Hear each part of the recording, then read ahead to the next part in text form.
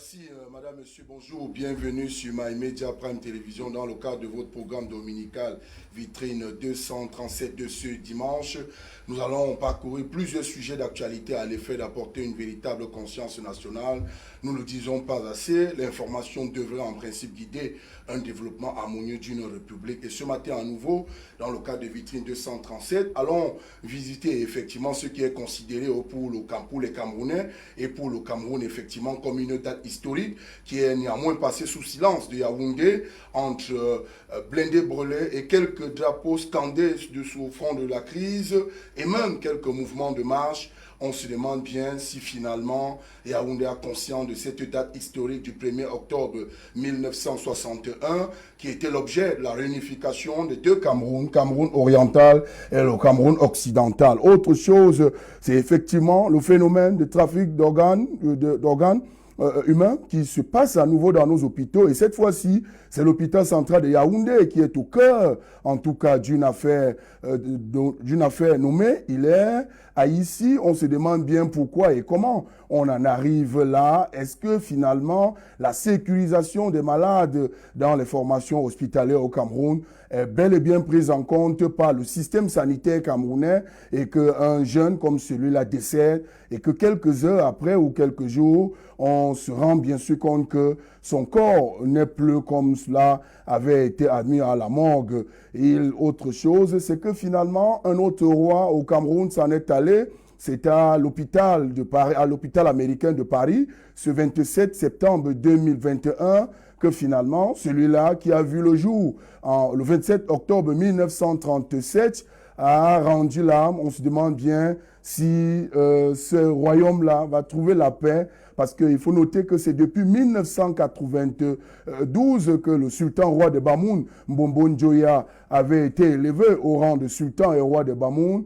Est-ce que cette transition-là, dans le contexte actuel, va peut-être permettre au peuple Bamoun d'être stable ou d'être uni? Parce qu'on peut effectivement s'en apercevoir une certaine guerre de succession qui s'apparente ou bien qui se pointe à l'horizon là, avec quelques images et quelques noms qui, à l'annonce de son décès, ont fait les tours sur les réseaux sociaux aujourd'hui. Et autre chose, Destopelé, finalement porté en terre dans son Bonaléa natal, où il aimait énormément. Il a fini par être maire de ce côté-là. Mais aujourd'hui, ses amis, les personnalités de la République l'ont accompagné. Un grand concert géant à Douala pour dire au revoir à celui-là qui aurait marqué même la culture camerounaise dans son ensemble, particulièrement la musique. Il a finalement été porté en terre, qu'il repose en paix. Un bravo à celui-là qui l'a accompagné dignement à travers ce chef-d'œuvre, un cercueil au Cameroun sous forme de micro. Dieu la conscience, c'est lui qui l'a fait. C'est bien de le souligner aussi également. C'est ce qui meublera en tout cas les questions d'entrée de cette émission. La journée des enseignants, c'est la journée internationale des enseignants, va se célébrer dans quelques jours seulement. Mais la grosse question aujourd'hui, ce sont les enseignants sur le fond de crise qui pleurent, qui sont en larmes sur quelques manœuvres qui s'opèrent, sur leur salaire ou même sur le traitement, en tout cas globalement, de ces acteurs au front de ce côté-là.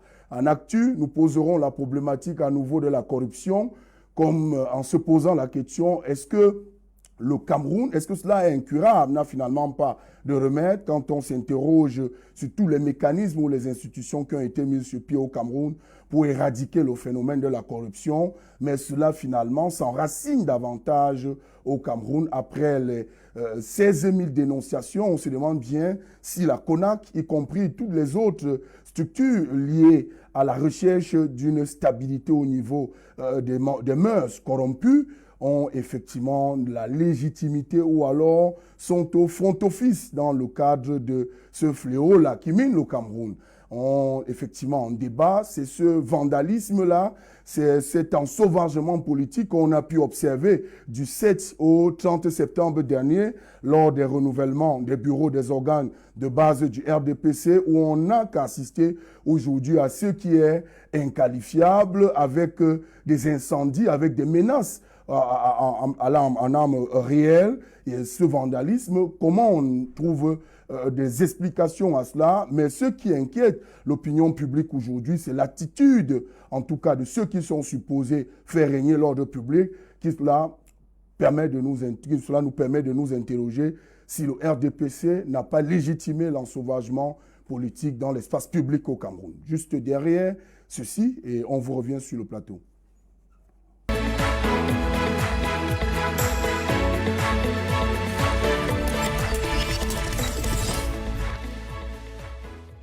Merci bien, de retour sur le plateau de Vitrine 237 de ce dimanche 3 octobre 2021. Nous allons donner la parole aux acteurs politiques qui nous accompagneront dans le cadre de cette autre production, en rappelant effectivement que vous pouvez nous suivre à travers tous les réseaux de distribution d'images à travers le Cameroun et même dans le monde, y compris sur notre page Facebook en streaming, My Media Prime TV, ou alors désormais, depuis lundi, vous pouvez nous suivre sur le bouquet canal SAT, sur le canal 309. Je vais commencer avec vous. Docteur Patrick Rifoué, vous êtes universitaire et communicant du Rassemblement démocratique du peuple camerounais, c'est le RDPC. Bonjour et bienvenue. Docteur Patrick Rifoué. Bonjour, Sylvain Chokoga. Bonjour aux companélistes.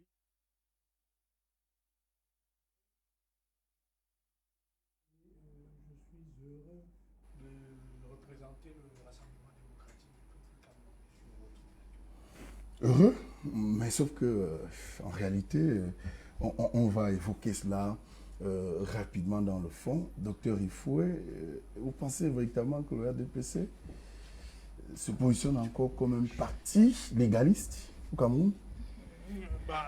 Pour que la question se pose, il faut que l'illégalité soit constatée. L'illégalité ne se présume pas.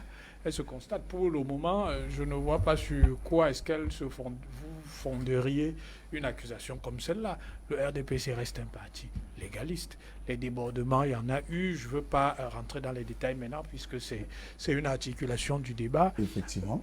Bon, par exemple, ceux qui sont des prévenus dans le cadre de l'incendie de la sous-préfecture, la résidence du sous-préfet de Bengbis sont aux arrêts aujourd'hui. Ils ont été, je crois, vendredi, déférés devant le commissaire du gouvernement.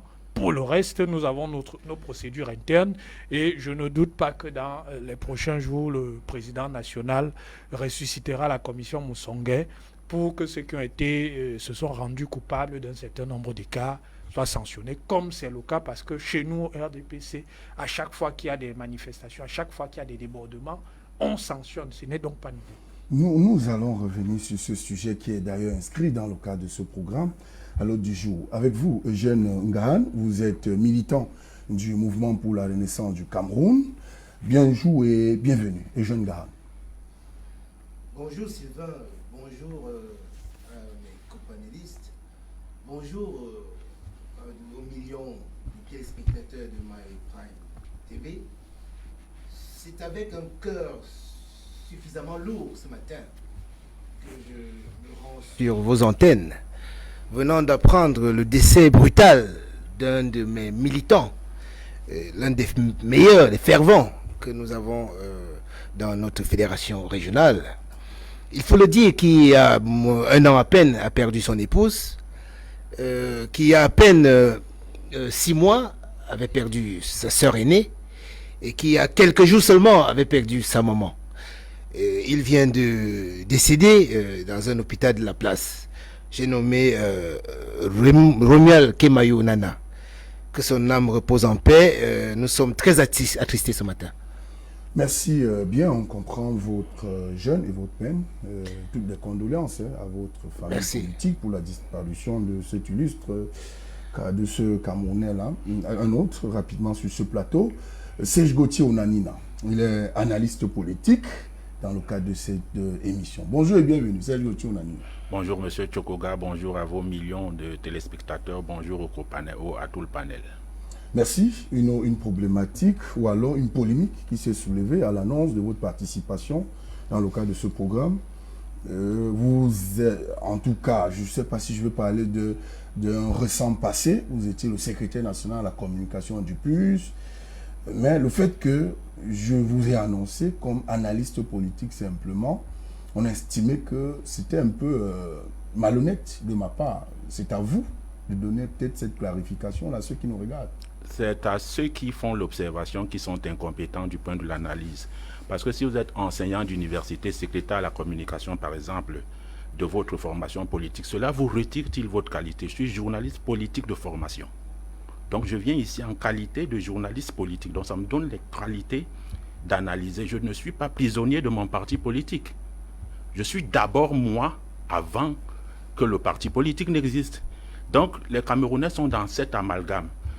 Quand par exemple un universitaire intervient sur un plateau et qu'il est homme politique, il dit, quand on ne l'a pas bien présenté, il dit, je parle ici à mon compte. Ici, c'est le scientifique qui parle. Là, c'est le politicien qui parle. J'ai choisi délibérément aujourd'hui de parler en scientifique de la communication, de l'analyse politique. La polémique est élevée. Vous restez militant du PUS et vous gardez votre titre de secrétaire national. Jusqu'à présent, je n'ai pas encore été démis. Je n'ai pas encore démissionné. Mais les partis politiques, il faut le dire avec force, c'est qu'ils ne sont pas des prisons. On peut en rester définitivement, comme on peut en partir quand on veut.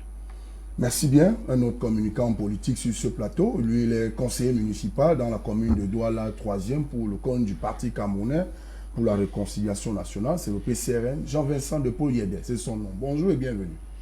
Vincent de Paul Yédé. Oui, Vincent de Paul Yédé. C'est vrai qu'il en existe un nom comme cela, Jean-Vincent. Allez-y. Bonjour Sylvain et bonjour à mes copanélistes. Je suis heureux de représenter le Parti camerounais pour la réconciliation nationale sur votre plateau ce dimanche. Merci. Très rapidement, je veux qu'on évoque quelques sujets là, qui ont fait l'objet de mon introduction tout à l'heure. Je vais commencer par vous, le Dr Paty Rifoué. Célébration historique du 1er octobre 1961. Yaoundé qui garde le silence. Les acteurs au front qui scandent les drapeaux de cette république imaginaire, incendient les blindés, font quelques mouvements sporadiques de manifestation avec quelques hommes. Est-ce que cette date, finalement, est ancrée dans l'histoire du Cameroun comme une date importante pour notre histoire? Écoutez, c'est un jalon comme il y en a eu d'autres. Vous savez, on peut remonter à 1911 et considérer que c'est aussi une date historique. Parce que je crois le 11 mai 1911, c'est le 11 mai 1911 que le Cameroun devient une entité. On peut remonter à 1918, à la fin de la Première Guerre mondiale, lorsque les Allemands défaits, la Société des Nations confie le Cameroun à l'Angleterre et à la France. Donc, il y a un certain nombre de moments qui sont des jalons, mais on ne peut pas considérer qu'il y en a un qui soit plus important que les autres. Moi, je peux, à juste titre, considérer que le moment le plus important, c'est le moment où on a confié le Cameroun à l'Angleterre et à la France. Maintenant, en 1961, effectivement, une partie du Cameroun est revenue chez nous. Mais quand vous voulez qu'on célèbre cette date, n'oubliez pas qu'une autre partie du Cameroun s'est retrouvée au Nigeria. Pour une raison très simple, c'est que les Anglais ont adopté un mode de comptage qui faisait qu'on comptait dans deux espaces différents. C'est-à-dire qu'on n'a pas agrégé toutes les voix. Donc on a dit, le Cameroun Southern Cameroun, on décompte là-bas, le Cameroun méridional, on décompte là-bas. Donc moi, je peux considérer que cette date-là est même une date... ce n'est pas un moment heureux. Parce que vous avez un certain nombre de Camerounais qui auraient dû être avec nous aujourd'hui, qui se sont retrouvés au Nigeria, du fait... Est-ce que c'est pas ce discours, cette duplicité, du discours aujourd'hui qui semble laisser passer le qualificatif historique que j'ai bien voulu entourer dans mon questionnement? C'est pour ça que je dis, quand vous dites historique, il faut bien tenir compte des deux perspectives. Oui, il y a des Camerounais qui sont revenus dans le giron de la mère patrie, mais il y a aussi des Camerounais qui se sont retrouvés au Nigeria. Et je dis que c'est du fait de la Grande-Bretagne.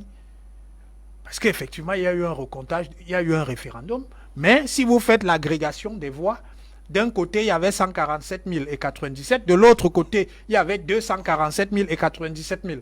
Donc si vous faites l'addition de 197 000 et 247 000, on est à près de 350 000 voix.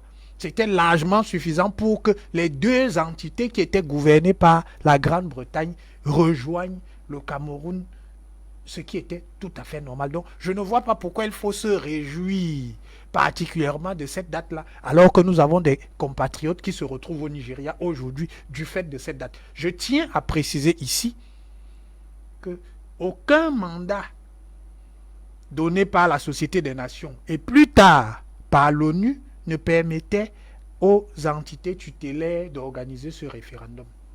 Parce que c'est un seul territoire qu'on a confié en gestion à 2 pays.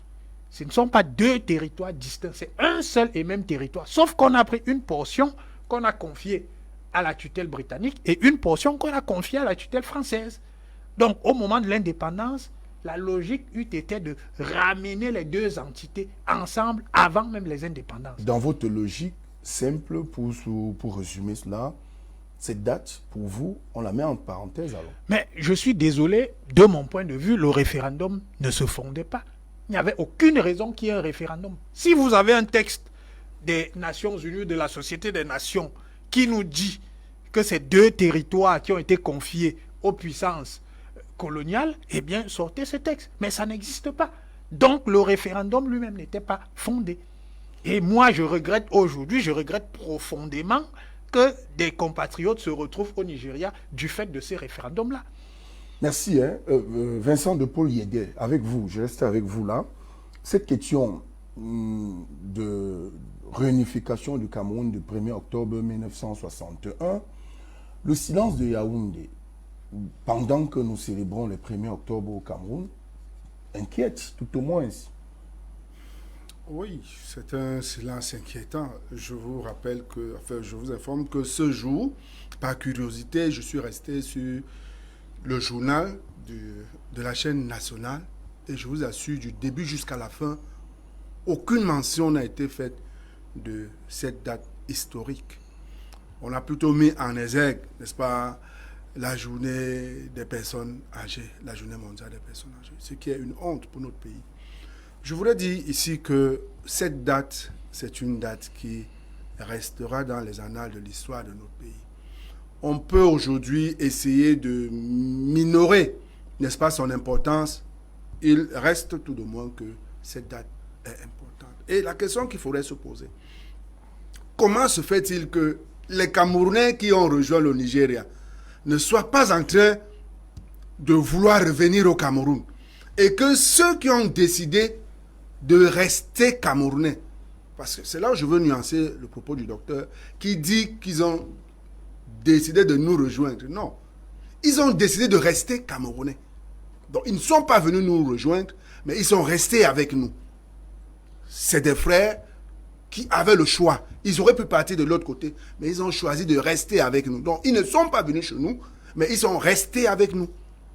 Et donc, si aujourd'hui nous en sommes arrivés à tout ce que nous vivons aujourd'hui, il y a des bonnes questions qu'on devrait se poser. Et l'attitude du docteur n'est pas la bonne. C'est-à-dire qu'on botte carrément en touche tout ce qui nous fait pleurer depuis 4-5 ans. Ce qui n'est pas normal. 5 ans d'ailleurs. 5 ans. Ce qui n'est pas normal. On se rend bien compte qu'il y a des velléités sécessionnistes qui perdurent et qui ont résisté au temps. Qu'est-ce qu'on a fait entre-temps? Quel est le discours qu'on a tenu? Quels sont les actes qu'on a posés pour rasséréner ces compatriotes qui, de leur point de vue, avaient été floués par ce qui s'était passé ce jour-là?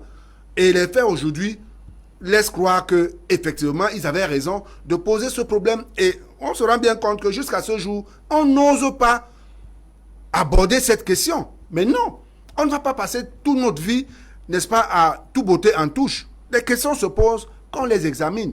Qu'est-ce qu'on offre à ces compatriotes qui préfèrent s'en aller que de rester au Cameroun? Qu'est-ce qu'on leur offre?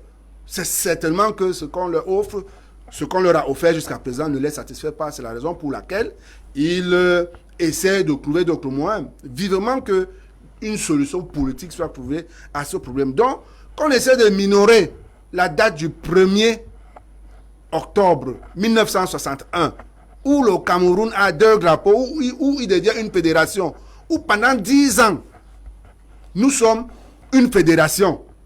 Ce dont d'autres réclament le retour aujourd'hui, on ne peut pas passer ça en perte. Y compris votre parti politique, vous réclamez le fédéralisme communautaire.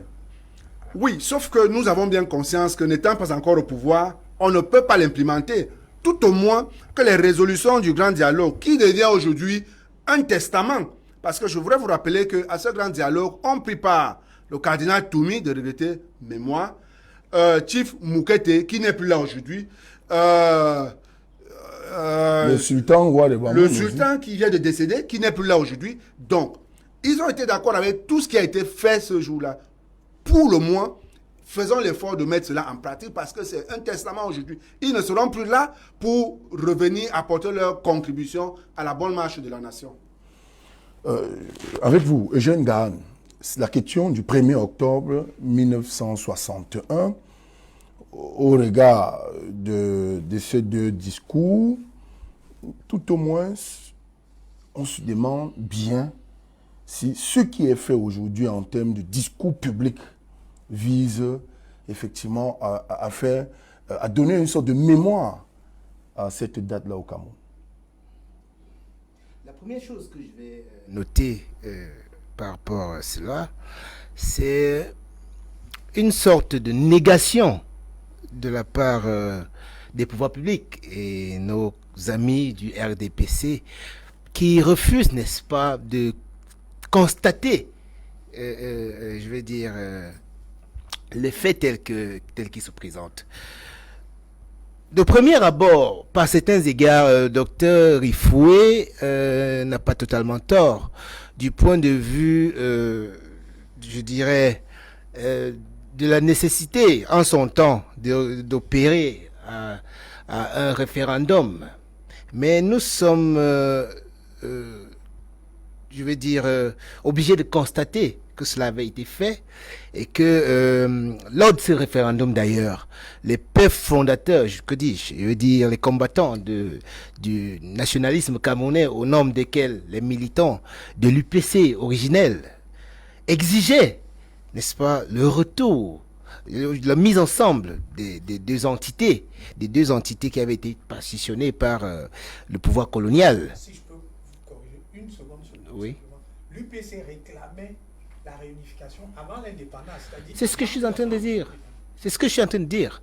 Donc l'UPC avait dans son agenda réclamé aux Nations Unies. Plusieurs voyages avaient été faits par les dirigeants de ce parti-là au niveau des Nations Unies pour demander la réunification des deux entités avant toute indépendance, ce qui n'avait pas été fait.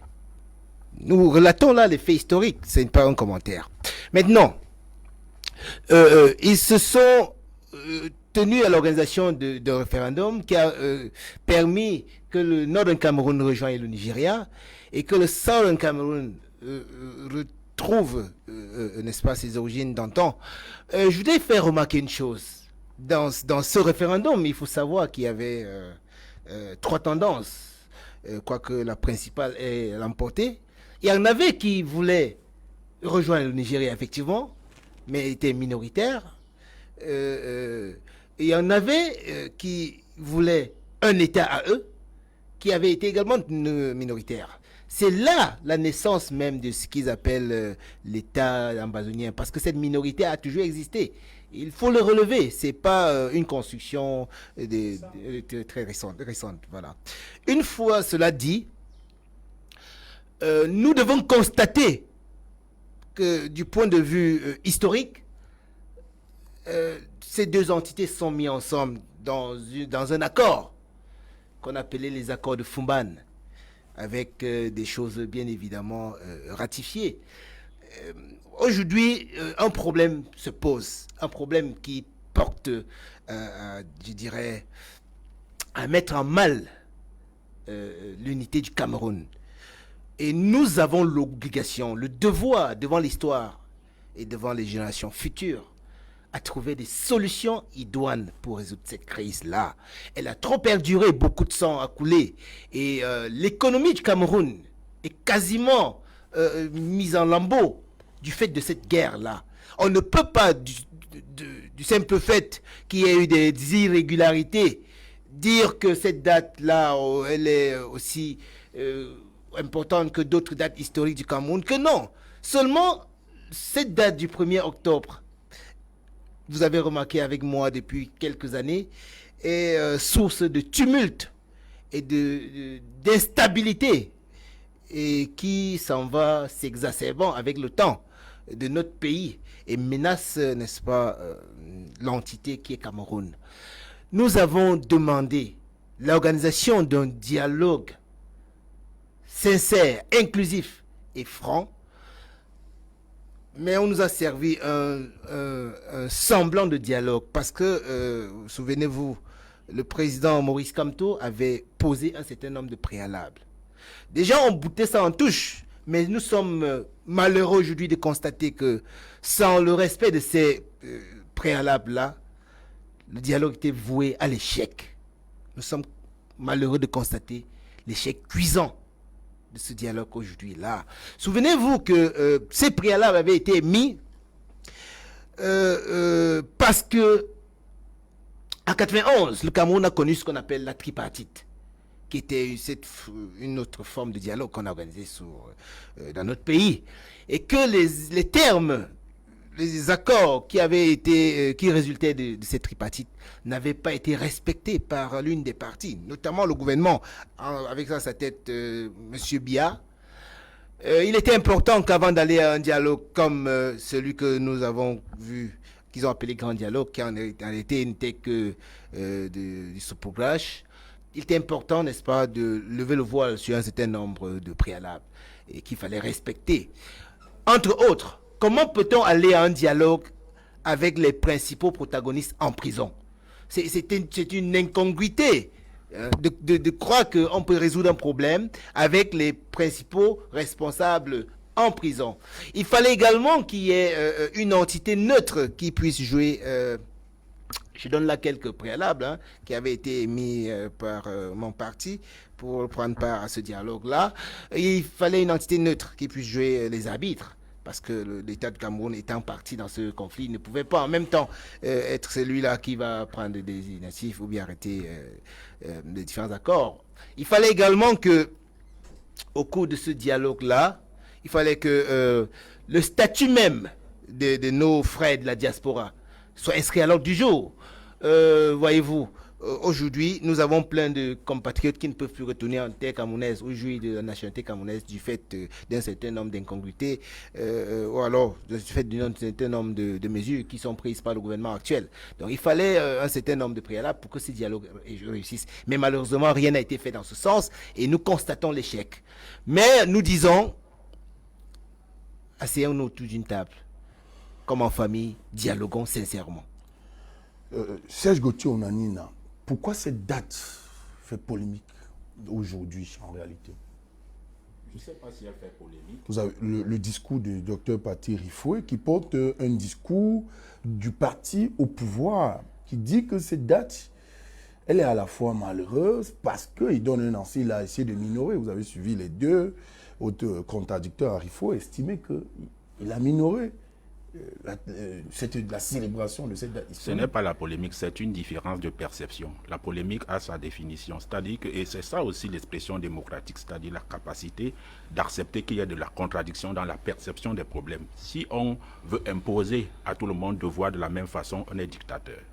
C'est comme ça que je pense d'abord en tant qu'acteur politique et en tant que scientifique de la politique. Maintenant, je voudrais relever 2 à 3 choses. L'État du Cameroun, il n'y a pas de débat avec des acteurs extérieur parce que l'État du Cameroun n'est pas en conflit avec un autre État. Il était en conflit avec ses enfants en interne. Donc je ne vois pas pourquoi, on ne voit pas pourquoi il fallait des acteurs extérieurs. Lorsque vous avez un problème ici avec le gouvernement du Cameroun tout le temps, avec le préfet, pourquoi vous n'allez pas à Londres? Parce que c'est ce que vous voulez expliquer aux gens. De 2, il n'y a aucune théorie de la science politique qui dit que lorsqu'il y a eu un dialogue, ça veut dire que la solution c'est il y aura une solution, le problème va être définitivement résolu. On ne peut non plus dire que parce qu'il y a eu des choses qui n'ont pas marché, c'est un échec cuisant. L'objectif d'un dialogue, c'est soit de résoudre définitivement le problème, soit d'avancer. On ne peut non plus nier qu'il y ait un certain nombre d'avancées sur un certain nombre d'aspects. Et que d'autres aspects n'aient pas réussi. Parce que échec cuisant, ça veut dire que rien ne s'est fait. Nous serons heureux que vous nous donniez un peu quelques éléments sur des avancées. Quand vous parlez du grand dialogue, le grand dialogue a porté non pas seulement sur la crise anglophone, Mais cela avait été convoqué en fond de toile le 10 septembre 2019 par le chef de l'État avec pour objectif la crise anglophone. Entre autres. C'était pas entre autres, c'était nullement ça dans sa phrase. Les résolutions du grand dialogue ont pondu, par exemple, le document sur la décentralisation, par exemple. Qui portait à résoudre la crise anglophone. Je suis en train de parler du grand dialogue. Permettez, laissez celle de grand dialogue. Je dis qu'il y a eu des avancées. Je parle du 1er octobre 61. Par exemple, il y a eu, entre autres avancées, une mobilisation des partenaires internationaux qui doivent financer. Maintenant, entre le financement et la réalisation concrète, il faut qu'il y ait des conditions de sécurité. Vous n'allez pas me dire que les partenaires internationaux, qui sont les partenaires du Cameroun, se sont rebiffés jusqu'ici. On dit que c'est une avancée claire. C'est-à-dire que vous avez la guerre, ou bien vous avez une situation de crise, et les gens s'engagent quand même à vous aider à reconstruire. Ce n'est pas une avancée, c'est une avancée. Puisque ces messieurs n'ont pas dit qu'ils s'arrêtent aujourd'hui. C'est un indicateur. Maintenant, pour revenir à 1961, au 1er octobre, est-ce que vous avez déjà vu le gouvernement camerounais célébrer ces grandes dates ou ces héros en dehors de la fête nationale? Nous sortons du mois de septembre. C'est le mois, entre guillemets, dit des martyrs, des héros, de ceux qui nous ont libérés. Vous avez vu, quand vous voyez dans les grands pays, les présidents de la République ont fait des cérémonies, on va à la tombe, on va à la stèle. Vous avez déjà vu ça au Cameroun? Pourquoi ça doit vous étonner sur le 1er octobre, la réunification? Première chose. Deuxième des choses, sur le plan de la stratégie de la gestion des crises. Nous sommes en conflit, l'État en conflit avec une partie des siens. Et il y a eu des morts de militaires très récemment. Célébrer, c'est donner l'impression à l'adversité qu'il y a le problème, la polémique a une proportion qui inquiète, parce qu'on est là dans un jeu de propagande communicationnelle. On est là dans un jeu de propagande communicationnelle et stratégique. C'est-à-dire que si je banalise, je montre à l'adversaire que, oui, même s'il fait ses trucs, il pose ses actes, moi j'ai une autre perception de la chose. Est-ce que c'est la bonne? Est-ce que ce n'est pas la bonne? Je n'en sais rien, parce que ce n'est pas moi qui décide, mais moi j'apprécie les signaux. Et je vous dis, il y a une banalisation stratégique qui n'est pas gratuite.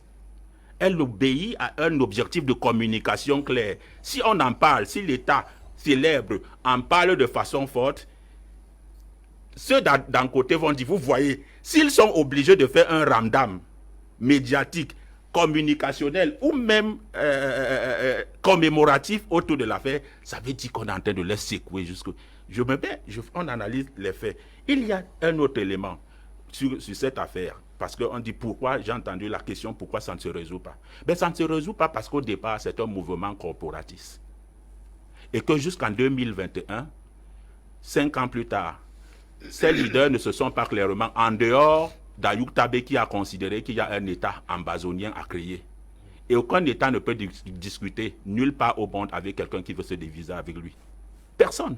Il attaque pour récupérer son territoire. Si vous me montrez un État qui a un autre adversaire qui lui dit « je veux m'éclater, je veux prendre cette partie du Cameroun », il négocie en lui disant « non, ne me donne pas », il attaque, il récupère le territoire. Mais maintenant, s'il y a des enfants qui disent « nous sommes fâchés », et c'est donc là où il y a un problème de fond entre deux perceptions, deux camps. Celui de ceux qui ont des problèmes de malgouvernance qu'ils expriment et ont envie de rester au Cameroun, et qui ont exprimé ça à travers des problèmes corporatistes. Laissez-moi développer, parce que si vous voulez me couper, je vais... Oui, ben, les autres ont développé longtemps, et parfois ils se répétaient. Non, c'est le même temps. Oui, ben, c'est important de le signifier. Parce que je peux dire des choses qui ne plaisent pas, mais vous devez me laisser le droit de le dire. Maintenant, donc, quand ces individus ont donc décidé de poser ce problème corporatiste, ils ne sont pas allés au bout. Il y a un problème de sincérité, parce qu'on ne peut pas poser un problème corporatiste, on ne peut pas poser un problème de frustration et passer subitement aux armes. Si on passe par les armes, ça veut dire qu'on a un autre problème derrière. Je vais vous prendre deux exemples. Vous avez bien fait, les gens ont bien fait sur le plateau, d'évoquer des leaders d'opinion. Le cardinal Christian Toumi a été reçu par les médias. Il a passé des interviews depuis avant son décès par son âme, peut-être 4 interviews sur Equinor, sur d'autres, bref, chez vos concurrents et autres. Le leader d'opinion le grand journaliste qui a travaillé à la Banque mondiale, Eric Tindier, est passé sur des grandes chaînes. Ellie Smith même qui fait partie. Quand on leur pose la question de fond sur le plateau, qu'est-ce que vous voulez, qu'est-ce que vous revendiquez clairement, ils vous refont l'histoire, ils ne vous disent pas clairement. Donc il y a un problème de sincérité. On est dans l'analyse des faits. Quand vous avez les Corses, quand les Corses s'adressaient à la France, ils disaient exactement ce qu'ils veulent. La guérilla des FARC dit exactement ce qu'elle veut, de façon officielle et ouverte. Le problème de la crise... Vous pensez, écoutez, Oui. vous pensez que au grand dialogue qu'on a convoqué pour la recherche des solutions pour, dans le cadre de l'apaisement dans le nord-ouest et le sud-ouest, vous connaissez combien des ressortissants, leaders de cette partie du Cameroun ont demandé « Permettez que nous sortions d'ici en posant la question de la forme de l'État, en évoluant sur la forme de l'État, le fédéralisme, comme a évoqué Vincent Depaul-Yédé tout à l'heure, pour dire qu'il y a une partie des anglophones qui pense que la fédération peut mettre un terme à cela. » Bien. Ils ont dit au grand dialogue, après le grand dialogue, je n'ai vu aucune tribune nulle part. Vous pouvez me citer une tribune que vous avez lue quelque part, parce que moi je m'appuie sur les lectures, les déclarations officielles. Agbonbala l'a fait. Agbonbala, Il a été conduit dans la commission du développement local et la décentralisation parce qu'il a posé clairement cela en public et il avait été conduit. à supposer même, si c'est même une question de la forme de l'État, j'ai envie, et là, c'est par ces deux aspects que je vais chuter. Il n'est démontré nulle part que la fédération dans le monde est un système de management, est un système de gouvernement réussi. Qu'à pratique le Nigeria où il y a des fédérations, il y a la guerre. On peut même aller même en Éthiopie actuellement où il y a 10 fédérations, mais il y a la guerre. Et pour terminer, oui, et c'est pas là où je voudrais chuter, oui, il n'a été démontré. Le problème avec les esprits sécessionnistes et les frustrations, c'est que même lorsqu'on vous crée votre État, il y aura toujours des frustrations. C'est de la nature humaine d'être toujours dans la revendication systématique. Maintenant, et je reviens dessus, le véritable problème de la crise anglophone, c'est que les acteurs soient sincères dans ce qu'ils veulent. Merci. Et qu'il y ait la volonté politique des deux camps. Merci Serge Gauthier-Olanina. Rapidement, docteur Paty Rifoué, en une minute, rapidement, cette fois-là, le phénomène de trafic des organes humains. Quand on assiste à ce grand scandale qu'on voit là, avec des images horribles, on se demande bien si le système sanitaire camerounais n'a pas un véritable problème, n'est pas un grand malade.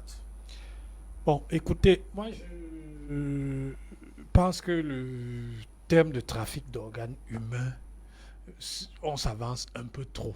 Parce que ce qui s'est passé à l'hôpital central de Yaoundé, que nous regrettons tous, et je voudrais présenter ici les condoléances de ma famille politique à la famille du défunt, est tout à fait regrettable. Mais de là à prétendre que c'est une situation dans laquelle il y a du trafic d'organes humains, je dis, il ne faut pas s'avancer. Moi, j'ai suivi sur une chaîne sœur les analyses de la présidente de la Société camerounaise de médecine légale et elle était suffisamment prudente pour considérer qu'il était effectivement possible qu'il y ait eu des amputations, mais simplement parce que ces organes avaient été suffisamment atteints pour que ça nécessite ces amputations. Donc quand vous venez parler ici de trafic d'organes humains... Qui les ampute? Qui les ampute? Mais ceux qui ont fait les opérations, ce garçon, ce monsieur a subi un certain nombre d'opérations, 2 fois je crois, c'est-à-dire qu'il est venu une première fois, il y a eu des opérations... Vous avez les faits, non? Vous avez les faits de la famille même. Vous partez d'un simple petit poignard. La famille n'est pas experte que je sache. La famille se fie à ce qu'elle a vu. Or, je pense que depuis Descartes, on nous enseigne à nous méfier de l'illusion première parce que vous croyez savoir alors que vous ne savez pas précisément, parce que vous n'êtes pas spécialiste du domaine. Or, c'est le problème de cette famille. Je pense que nous sommes dans une situation aujourd'hui. Il y a l'autopsie du corps qui est en train d'être fait et on a demandé à la famille de commettre son propre médecin pour que l'autopsie soit contradictoire et qu'on s'accorde là-dessus. Donc, attendons les conclusions de l'autopsie avant de s'avancer et de prétendre qu'il y aurait eu trafic d'organes humains ou pas. Pour le moment, ce qu'il importe de savoir, D'autre part, je voudrais rappeler que le ministre de la Santé a mis sur pied une commission d'enquête qui dira si effectivement l'ensemble des procédures, lorsque vous avez un cas qui est référé de cette sorte-là, ont été respectés. Mais attendons à la fois les résultats de l'autopsie et les résultats de la commission d'enquête qui a été mise sur pied par le ministre de la Santé. Mais ne nous avançons pas trop vite en prétendant qu'il y a un trafic d'organes humains dans les hôpitaux, parce que vous allez jeter la psychose à partir d'un seul cas. Parce que là, nous sommes sur un seul cas. Et sur ce cas-là précisément, il n'est pas encore avéré qu'il y a eu un trafic d'organes humains. Si vous parlez de trafic d'organes humains, ça signifie que c'est institutionnalisé. Donc vous devriez être capable de me dire, en dehors de cette situation, sur laquelle il y a encore une polémique, et donc le doute doit prévaloir, il y a d'autres cas. Est-ce que vous connaissez d'autres cas polémiques comme cela? C'est pas la première fois, de toutes les façons. Vincent Depoy-Yéder, la question, effectivement, de trafic d'organes humains, aujourd'hui, elle est mise en avant au regard du discours de la famille, de la maman, des frères et sœurs qui ont admis ce jeune dans ce centre hospitalier, décédé par la suite, et qu'on retrouve le corps tel qu'on a vu là. On devait se poser la question, comment et le pourquoi on arrive là, dans nos centres hospitaliers, avec ce genre de corps mutilés là. En réalité, le problème principal qui se pose ici, c'est le traitement, n'est-ce pas, des patients dans nos établissements hospitaliers publics. Parce que lorsque vous voyez, il y a un langage de sourds qui s'est institué. Et donc, s'il y a soupçon, c'est tout à fait normal, faute d'informations claires.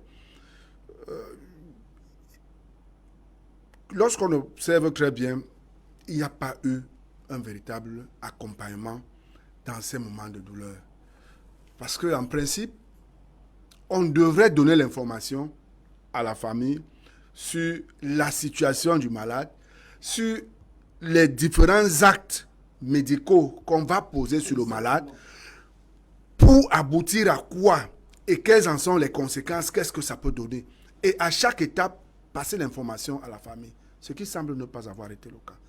Et là, on va peut-être questionner, n'est-ce pas, la formation de nos médecins qui, dans ces hôpitaux, n'est-ce pas, se comportent comme des super puissants. Et d'ailleurs, j'ai suivi l'oncle du défunt qui dit que la colère vient du fait que le médecin-chef, ou alors le directeur de l'hôpital, a refusé de le recevoir. Pas une fois, pas deux fois. Donc, c'est des choses qu'on regrette et qu'il faudrait très rapidement corriger. Maintenant, le trafic d'organes, oui, il y en a souvent eu. On a connu des cas de disparition d'organes sur des corps, que ce soit dans les hôpitaux ou en dehors. Mais est-ce qu'on doit en déduire que ici, là, c'est un cas de trafic? Je ne pense pas. Il faut tout simplement que les différentes autopsies soient faites, que l'autopsie soit faite et que la vérité nous soit dite. Mais il y a quelque chose quand même, là, moi, je ne comprends pas. C'est le procureur qui décide de faire sceller le corps. À partir de cet instant-là, la justice est saisie du problème. Donc, c'est au procureur de commettre un médecin pour faire l'autopsie. Lorsque l'hôpital central demande à la famille de chercher un médecin pour venir faire l'autopsie, il y a quelque chose qui ne va pas. Non, je veux préciser. Oui. Quand il y a une situation, c'est une situation polémique. On met en place une commission pour faire l'autopsie. Ce n'est pas un médecin, c'est plusieurs médecins. Mais il faut que la famille, puisque la famille conteste la version de l'hôpital, que la famille commette son expert qui fasse partie de la commission afin que l'autopsie soit contradictoire. Ce n'est pas ce qu'on a semblé entendre. Apparemment, il fallait que la famille apporte son médecin et que les résultats soient finalement... Les informations que je donne là sont des informations très récentes. Ouais.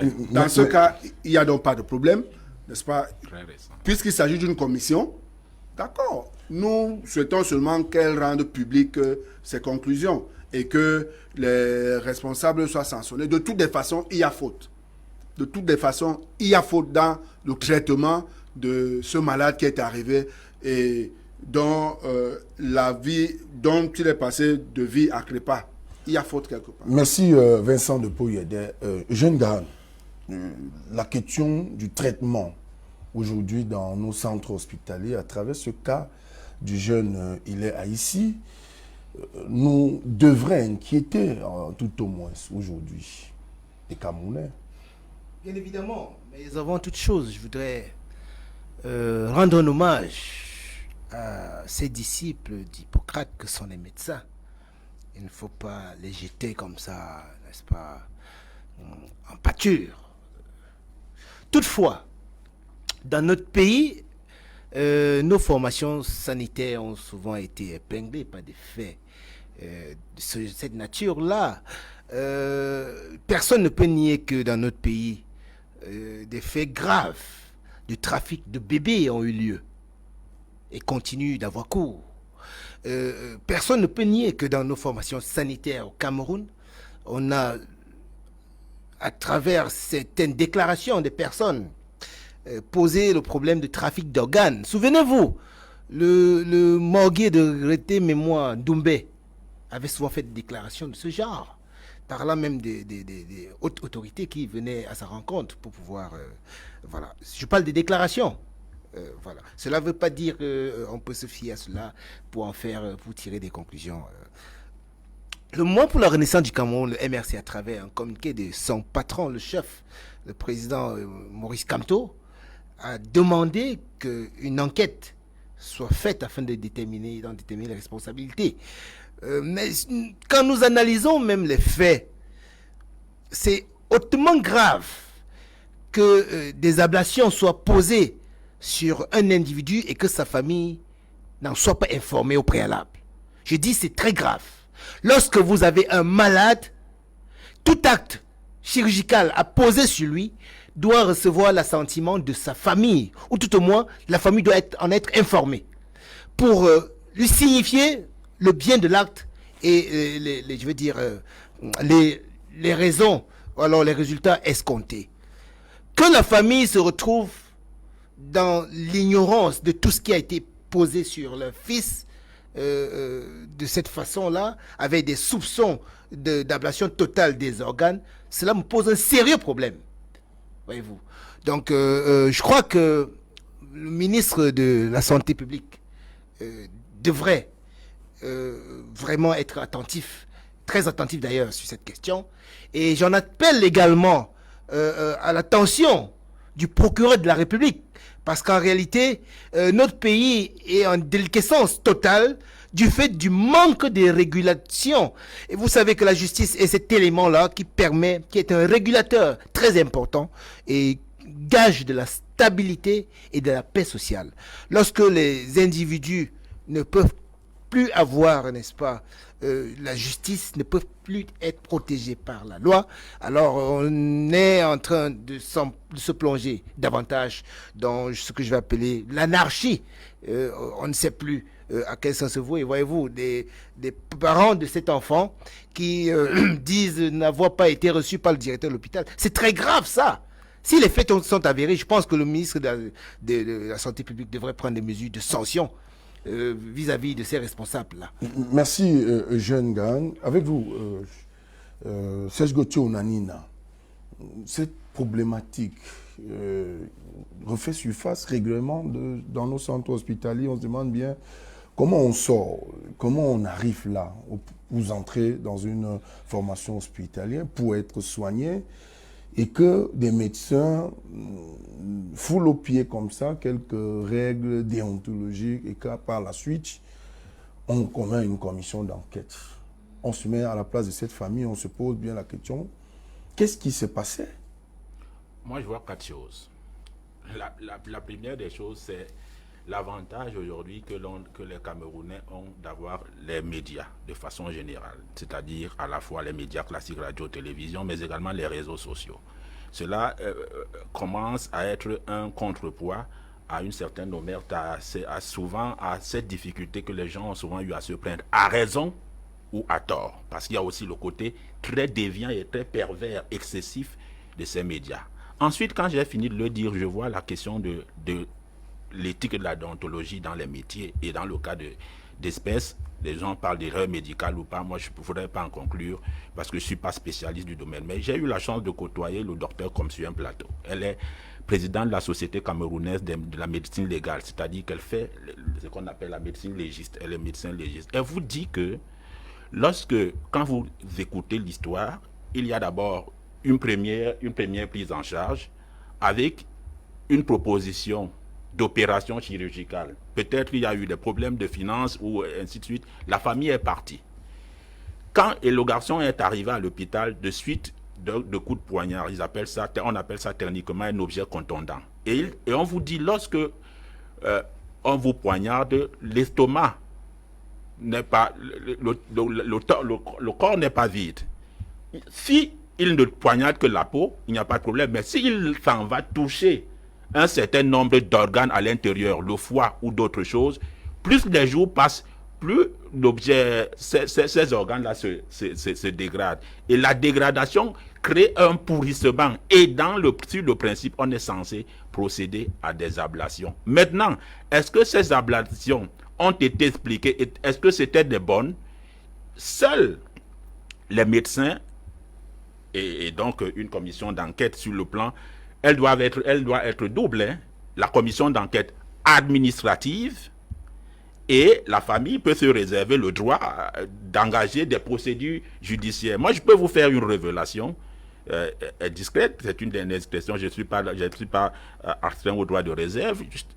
Quand nous faisions notre émission vendredi, pendant que nous avions terminé la partie en relation avec cette question, les médecins étaient en train de vérifier le corps, d'examiner le corps. Un certain nombre de réserves, d'interrogations qui ont été soulevées ont fait en sorte que la procédure s'arrête parce que la famille, comme le disait le docteur Ifoué, il parlait d'informations récentes, la famille n'avait pas son médecin légiste, parce qu'il faut la contradiction. Il peut avoir, nous avons soupçonné par exemple la solidarité de corps qu'il peut avoir entre les fonctionnaires de l'administration qui appartiennent à la même, le corps de la médecine et l'inspecteur général des services lui-même était médecin, ainsi. Donc il faut que la famille ait, pour que sur le plan médiatique, ce ne soit pas, ça n'aille pas dans tous les sens. La dernière des choses que je voudrais dire, et c'est important de le dire, c'est que j'interpelle tous les corps de métier aujourd'hui au Cameroun. Parce que nous sommes, si les gens, avant ça, si vous voyez les gens se plaindre, c'est parce que nous sommes dans un régime de l'impunité triomphante.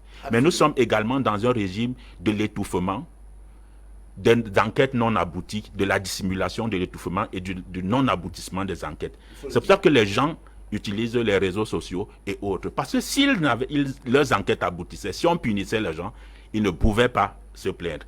J'attire donc l'attention de tous les corps de métier au Cameroun. Il y a 5-10 ans, les gens pouvaient faire n'importe quoi et estimer qu'il n'y aurait aucune preuve.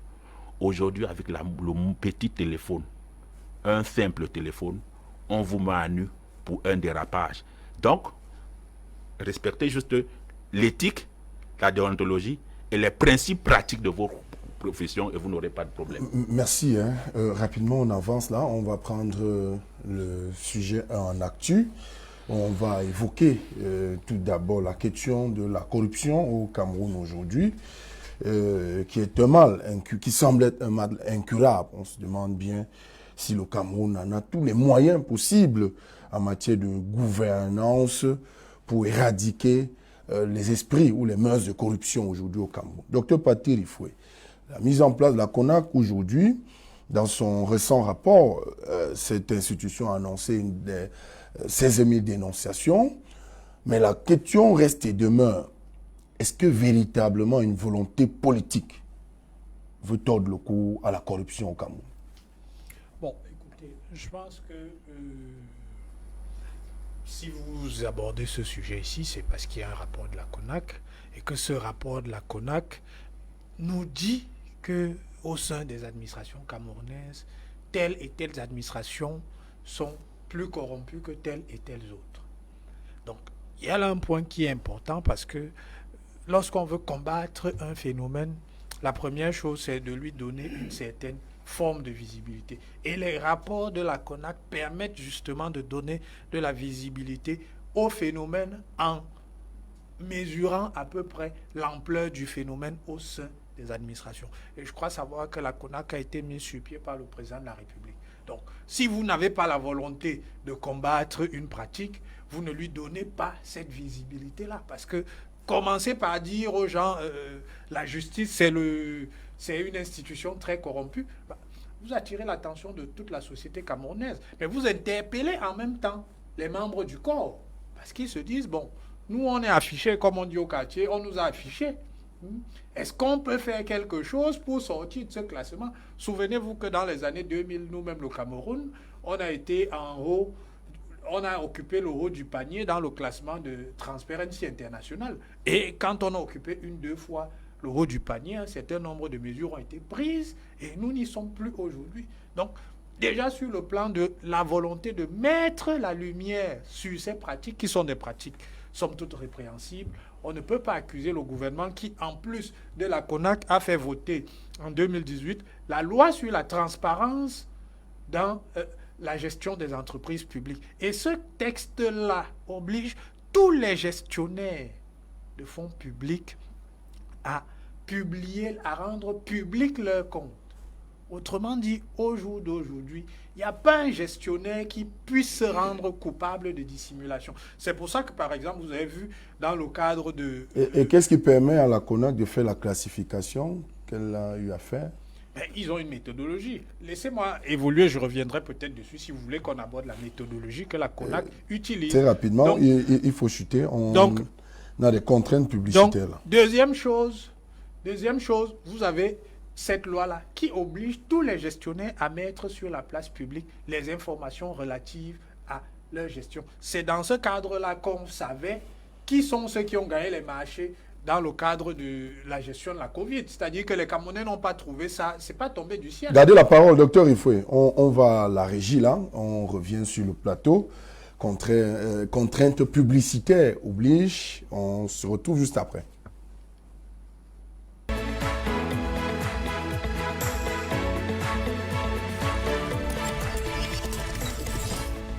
C'est génial de me sentir chez moi partout où je vais. Mais c'est encore plus génial de me connecter au monde sans bouger de chez moi. Et avec toute ma famille, c'est juste formidable. Pas de souci, chacun peut se connecter et surfer en même temps. Pour cela, il faut l'Internet indotable. Et nous avons choisi MTN Home, qui nous offre jusqu'à 225 Go de data et une connexion ultra rapide pour toute ma famille. Avec MTN Home, nous sommes imbattables, même à la maison.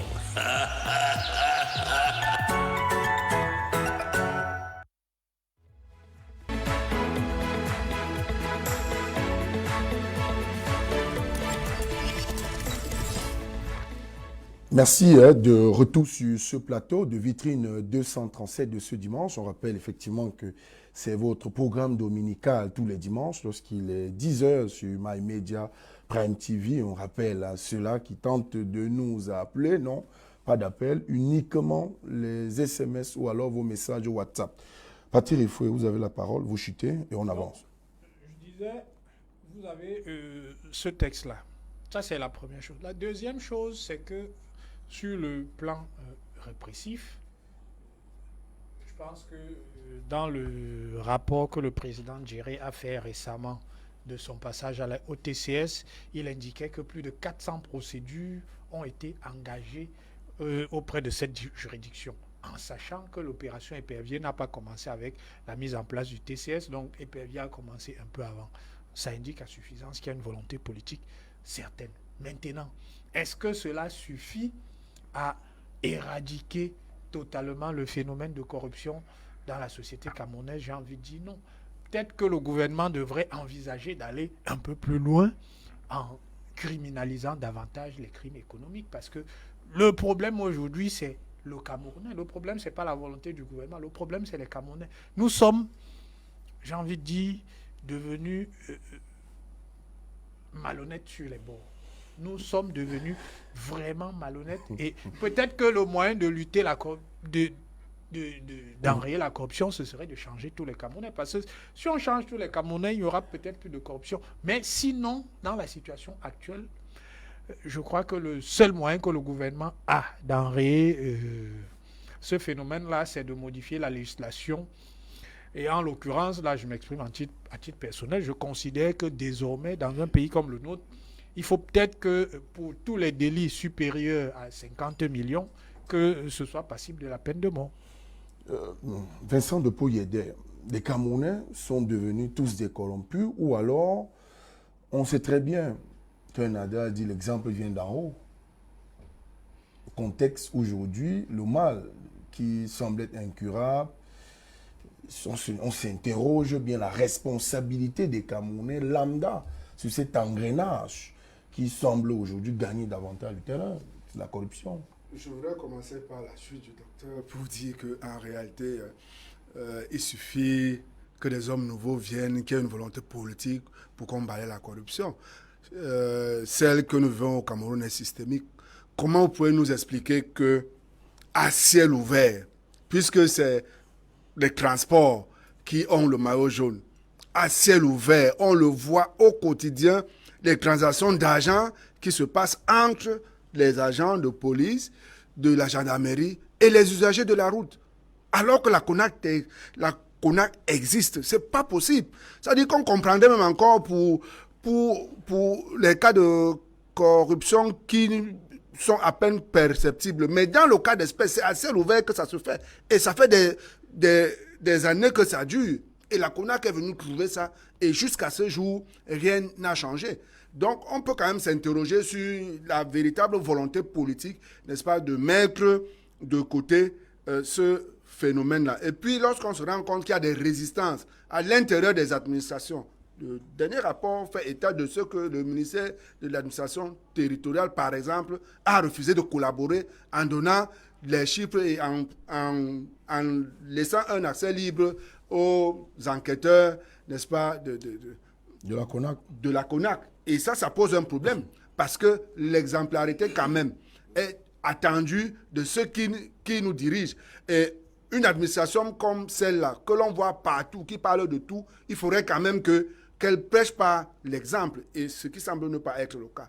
Plusieurs autres entreprises également sont dans ce cas-là, et sans risque de se faire retoquer, sans risque de se faire sanctionner, on relève juste le fait que ces administrations n'ont pas collaboré et rien d'autre après. Donc, il y a un problème de réelle volonté politique. Et on a comme l'impression que ceux qui sont là, n'est-ce pas, sont liés par plus d'une chose. D'abord, c'est pour... Mais Dr Paty Rifo estime que la mentalité camerounaise est ce qui facilite ou favorise cette expansion de la corruption aujourd'hui qui est ambiante dans l'administration publique camerounaise. Au risque de me répéter, je vous dis que s'il y a un homme nouveau là qui veut finir avec la corruption au Cameroun... Homme nouveau, c'est-à-dire aller jusqu'au fond de votre pensée. Mais en dehors de ceux qui dirigent le pays actuellement, si des nouveaux dirigeants arrivent et qu'ils mettent dans leur ligne de mire la lutte contre la corruption, ils vont y parvenir par des sanctions exemplaires. Et même publiques, pourquoi pas? Ça s'est vu par ailleurs. Nous connaissons cette opération de main blanche qui a eu lieu en Italie, où même des ministres sont tombés, même des tout-puissants sont tombés, il n'y a rien à faire. Des procureurs ont été tués, mais l'opération a continué jusqu'à ce que la corruption ait reculé. Donc nous pensons qu'il y a un problème de volonté politique. Mais même ici, les ministres sont tombés, hein. Et il continue à tomber. Je pense qu'il en tombera encore. Oui, sauf que ce n'est pas la CONAC qui joue ce rôle-là. Là, maintenant, on va rentrer dans d'autres organismes, n'est-ce pas, de contrôle interne qui ont fait leur travail et qui ont eu le quitus du chef de l'État pour engager les poursuites. Mais dans le cas d'espèces, nous, tel que je l'ai dit, c'est visible, c'est à ciel ouvert. On voit ce que les gens font. Qu'est-ce qui empêche que cela ne se fasse plus? Si les gens ne sont pas liés entre eux. Il n'y a que ça, de mon point de vue. Et donc, je pense que une nouvelle équipe dirigeante s'impose pour notre pays pour que l'on tourne la page de la corruption. Eugène Gahan, oui.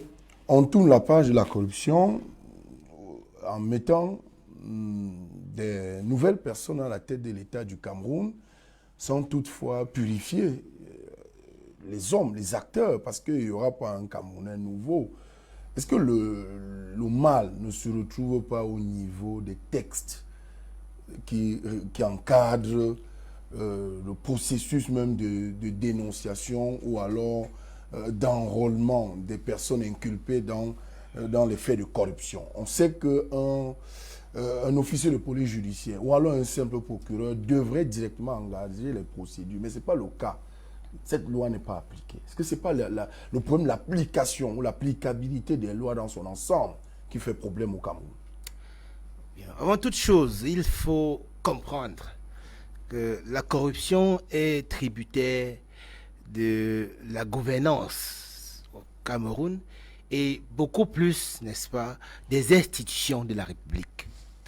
Lorsqu'on a des institutions comme ceux du Cameroun qui sont illégitimes, premièrement, et qui doivent se maintenir par un certain nombre de faits de corruption, c'est évident que cette corruption-là devient systémique, c'est-à-dire se retrouve au cœur du système. C'est le levain même du système. Alors, quelques faits ont été relevés par Dr Rifo tout à l'heure, que je ne soutiens pas, je m'inscris en faux. Le gouvernement de Yaoundé n'a jamais voulu et ne veut jamais combattre la corruption. Je vais donner 2 ou 3 éléments très rapidement. Le fait de mettre sur pied la CONAC ne veut pas dire qu'on veut lutter contre la corruption. Parce que, de façon contradictoire, le président de la République lui-même refuse de signer l'article 66, n'est-ce pas, de la déclaration des biens de tout gestionnaire de la fortune publique. Ce qui me semble une incongruité notable. Dans ce même pays, on a connu des hauts commis de l'État chez qui du personnel de maison ont dû porter des sommes importantes, ou alors des bandits sont entrés porter des centaines de millions, que cela n'a pas gêné l'autorité publique du Cameroun. Nous sommes dans ce pays-là, Cameroun, où, n'est-ce pas, la haute cour de justice, prescription de la Constitution, de 1996. Exactement, on n'a pas vu le jour jusqu'à aujourd'hui. Donc, on peut multiplier des exemples comme ça. La CONAC elle-même n'a pas de moyens de coercition. La CONAC ne peut pas vous traduire devant le tribunal. La CONAC fait ses rapports et adresse à qui de droit, qui lui est juge. C'est une incongruité grave que dans un pays, ce soit le président qui soit le déterminant de la justice. Le juge l'opportunité de poursuite judiciaire. Alors, cela dit, si vous me permettez, hein, c'est très important ce que je voudrais démontrer. Comment en est-on arrivé là? Comment on comprend? Parce que pour lutter contre la corruption du Cameroun, il faut comprendre comment elle a pris les proportions au point de s'enraciner durablement. C'est un phénomène historique qui date même de l'époque des grands empires, pour parler, n'est-ce pas, de la région des bassins du Grand Lac, où les petits États avaient pour habitude, n'est-ce pas, de porter des présents aux grands États voisins, rivaux, qui parfois se fâchaient et faisaient des razzias, soit en termes de prisonniers, soit en termes d'impôts, et ainsi de suite. Donc il fallait apporter des présents permanemment pour apaiser, n'est-ce pas, le grand voisin, qui à tout moment peut vous être fatal. Après cela, on a connu une période très importante, pour parler du cas du Cameroun, où les explorateurs, ceux qui sont venus d'ailleurs, venaient avec des présents. Il fallait donc passer par ces présents-là pour pouvoir atteindre les dirigeants. En ce moment, on a commencé à institutionnaliser les pots de vin. Celui-là qui veut rencontrer le sultan pour pouvoir visiter le pays, ou bien le roi pour pouvoir visiter le pays, donne un certain nombre de présents, n'est-ce pas, à tout le personnel qui mène au chef, c'est-à-dire huile un peu le système pour pouvoir avoir accès à ce monarque-là afin de bénéficier d'un certain nombre d'avantages. Cela s'est institutionnalisé. N'oubliez pas que lorsque le président Ahidjo prend le pouvoir au Cameroun, il s'appuie sur les chefs traditionnels pour asseoir son autorité. Et de ce point de vue-là, les chefs traditionnels sont de fait, n'est-ce pas, les représentants du parti unique, chacun dans sa localité.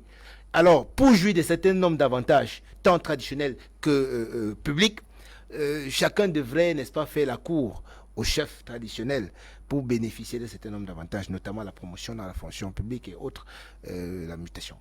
Mais après cela, en 1977, M. Ahidjo fait des chefs traditionnels, des simples auxiliaires de l'administration. En ce moment, les fonctionnaires prennent le relais du rôle que jouaient les chefs traditionnels.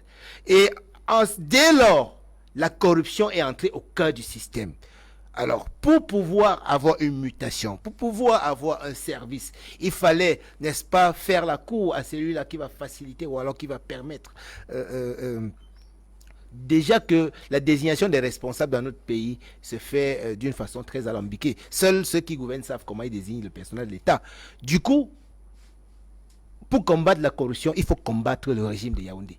Le régime de Yaoundé est celui-là qui a entretenu et vit de la corruption. Il faut un changement radical, changement de paradigme. C'est pourquoi nous en appelons à la responsabilité camerounais. Souvenez-vous, pour chuter très rapidement, des Camerounais sont devenus des corrompus, pas de leur fait. La corruption leur est imposée par le système. Je connais des gens, suivez. Attendez, Eugène Gahan, c'est pas un policier ou un magistrat qui vous oblige à donner vos 2 millions ou vos 1 million de francs. Je connais des gens. Très bien. Je vais donc prendre des exemples pour vous.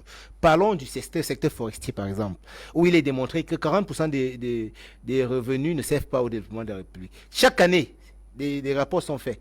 L'État du Cameroun paie près de 400 milliards de francs dans le secteur de la forêt. Maintenant, ceux qui travaillent dans le domaine de la forêt vous disent, il y a un rapport qui est rendu par l'ancien ambassadeur américain au Cameroun, Nils Marquardt, qui parle de ça, que c'est comme si au Cameroun, le terme corruption a une autre connotation différente de ce qu'on attend ailleurs. Parce qu'au Cameroun, ceux qui exercent dans le domaine de la forêt, vous êtes contraints de vous soumettre à la corruption, ou ceux qui tiennent les rênes de l'État vous broient et broient votre entreprise. Voyez-vous. Merci. Ce sont des rapports qui sont rendus dans ce sens-là. Et il en existe plusieurs. C'est pourquoi je dis, ce problème de corruption, il est systémique, il est au cœur du système. Pour le résoudre, pour lutter efficacement contre ce système, il faut éradiquer le régime de Yaoundé et mettre sur pied un nouveau régime. Merci, Eugène Gahan. Avec vous, Serge Gauthier Onanina, la corruption, c'est le fait des citoyens lambda qui entretiennent ce phénomène-là, ou simplement le système qui vit ou qui se maintient au pouvoir du fait de cette corruption-là, aujourd'hui dans notre pays. Je pourrais résumer ça en une phrase, c'est tout cela. Mais pour aller être plus détaillé, je voudrais commencer par prendre un exemple. Parce qu'on veut donner l'impression aux Camerounais que la corruption ne peut jamais finir. C'est une expression qu'on entend et je dis c'est faux. C'est d'ailleurs un mensonge grave. Le Ghana était tout autant corrompu que nous. Il y a un monsieur qui s'appelait Rawlings, il est décédé, qui est venu et qui a décidé un jour que ça va d'en finir et la corruption est finie. Au Ghana, quand vous empruntez le taxi et vous, parce que vous ne connaissez pas les devises, vous donnez de l'argent. Quand vous partez, alors que vous avez payé plus, c'est le taximan qui vous interpelle. Il vous dit, please, you have paid more. Au Ghana, si vous arrêtez, vous jetez par exemple un mégot de cigarette là où il ne devrait pas s'arrêter. Tout le monde s'arrête et vous regarde. Vous voyez, vous interpelle. Ça, c'est le premier aspect que vous voulez. Je voulais revenir sur sur la CONAC. En disant, quand on entend 17 000 quelque chose, ça a l'air intéressant, mais ça ne l'est pas en la vérité. Parce que, de mon point de vue, la CONAC n'a pas les moyens. La CONAC ne déclare que ce qui est dénoncé. Or, la CONAC ne prend aucune proaction pour surprendre. Vous comprenez? Dès qu'il y a déjà une rumeur d'un corps de métier, d'une corruption qui se passe quelque part, la CONAC devrait avoir ça de façon systématique comme réflexe. C'est pour cela qu'elle doit être présente partout. Or, elle n'existe qu'au niveau central. La CONAC doit être dans tous les départements, représentée par 2 ou 3 personnes qui ont les moyens de mobilité pour venir vous surprendre, vous interpeller sur la base d'un soupçon seulement. Tout simplement, et maintenant, relier ça. Oh, la CONAC, c'est parce que vous avez appelé, c'est parce que vous avez écrit. Donc, si vous n'appelez pas, vous n'écrivez pas, si vous ne vous plaignez pas, donc vous imaginez donc la proportion de la corruption qui n'est pas déclarée et dénoncée par rapport 17 000 donc représenterait peut-être 15 à 20%. Donc elle est là, très marquée. Donc il faut repenser le fonctionnement de la CONAC. Et maintenant aller plus loin. Quand on a fait un rapport sur les dénonciations, et puis quoi? Parce que moi, quand on me parle du taux de corruption, du pourcentage de corruption, je veux également avoir le pourcentage des personnes condamnées, poursuivies et condamnées sur la base de ce crime, de ce forfait qu'ils ont commis. Il y a un problème de fond dessus, il n'y a aucune communication, aucun prolongement réel de façon systématique, automatique sur la question. Maintenant, il y a la question de la volonté politique et celui du leadership. C'est-à-dire qu'il faut que ceux qui dirigent, pour que la corruption finisse dans les administrations, il y a des gens qui sont là, qui doivent être capables de fixer le cap, de monter l'exemple, de prendre les décisions qui s'imposent. Et enfin, il y a la responsabilité personnelle. Parce que personne n'oblige à personne d'être corrompu. Moi, il m'est arrivé de refuser de prendre... Je vous prends un cas simple. J'ai eu la possibilité de me faire établir une carte nationale d'identité en 24 heures. C'est-à-dire que je m'en vais là, je la fais, on l'a fait établir. Et on vous demande 50 000. Non, je ne donnais rien. Je ne donnais rien, mais c'est déjà une corruption morale. Parce qu'on utilisait ce qu'on appelle le trafic d'influence. J'ai eu donc la possibilité de me faire obtenir une carte nationale d'identité. Je faisais là, on me la ramenait le même jour ou le lendemain matin. J'ai refusé. J'ai fait établir ma carte nationale d'identité en avril. Elle m'est arrivée au mois de septembre. Je l'ai retirée. Donc j'ai attendu un an comme tout le monde. C'est un choix. C'est une question d'éducation. On peut refuser de dire... Donc il y a des gens qui ont démissionné des entreprises parce qu'ils ont refusé d'être corrompus. Il y a des gens qui n'ont pas avancé professionnellement parce qu'ils ont refusé d'être corrompus. Donc c'est aussi une question personnelle. Il y a la responsabilité des autres qu'on doit être capable de regarder, mais il y a également sa responsabilité. Si les gens commencent à dire non à certains endroits, il y a des gens, même des responsables. Moi, je prends un ministre, malheureusement, ceux qui dirigent... Gargaman. Il y a Gargaman, il y a même Benjamin Amama, lorsqu'il était directeur de l'ENAM. Malheureusement, le système n'aime pas ce genre de personnes. Benjamin Amama, c'est lui qui a institué le fait que quand vous arrivez en retard, vous rentrez chez vous, et ainsi de suite. Il y avait cela. Donc, il y a des individus comme ça. Mais maintenant, c'est pas eux qui ont la décision politique finale. C'est pour cela que tout le monde est sur la question du leadership. Est-ce qu'on doit maintenir un leadership qui encourage cela? Parce que, et c'est par là que je vais chuter, nous sommes on est dans le régime de l'impunité triomphant. Ils encouragent cette impunité, ils dissimulent les enquêtes, ils les étouffent et les enquêtes n'aboutissent pas. Quand quelqu'un sait que son enquête ne va jamais aboutir, lorsqu'il sait qu'il ne sera jamais... Lorsqu'il sait que ça ne va pas aboutir, on va étouffer, on a dissimulé, ou bien qu'on ne va jamais le punir. Comment il ne va pas se permettre? On est donc dans ce qu'on appelle, et c'est le dernier mot, le régime de la permissivité. Merci. Il y a un téléspectateur qui dit, dites docteur du RDPC, que le problème de l'hôpital central concerne l'ordre des médecins et non le RDPC. Il s'agit de Maurice Ndjongo qui nous suit là. Dites à Onanina de faire attention quand il fait des analyses. Si avec le fédéralisme et à la guerre en Éthiopie, cela démontre plutôt que les sécessionnistes anglophones ont raison. C'est encore Maurice Ndjongo qui nous le dit. On avance. Docteur Ifoué, pour sortir, pour être totalement complet sur ce sujet, on réforme la CONAC, tout simplement. Non, le sujet, ce n'est pas réformer la CONAC. Écoutez, la CONAC a ses moyens, c'est un organisme de conseil. Mais l'action publique, la mise en branle de l'action publique est d'abord judiciaire. Il y a le TCS et puis vous avez les tribunaux. Pour ne prendre qu'un exemple récent, la convocation du directeur général du PAD au TCS, c'est sur la base d'une dénonciation. Ce n'est pas passé par la CONAC, c'est-à-dire vous et moi, si nous sommes au fait de corruption, nous avons parfaitement le droit de saisir les tribunaux. Sauf que, et là nous sommes d'accord, malheureusement c'est systémique, le temps judiciaire est un temps long, qui donne souvent le sentiment qu'on n'est pas en train de lutter contre le phénomène. Mais ce temps-là ne peut pas être raccourci simplement parce que ce sont les crimes économiques. Parce que nous le savons tous ici sur ces plateaux, la justice, elle se hâte au Cameroun très lentement.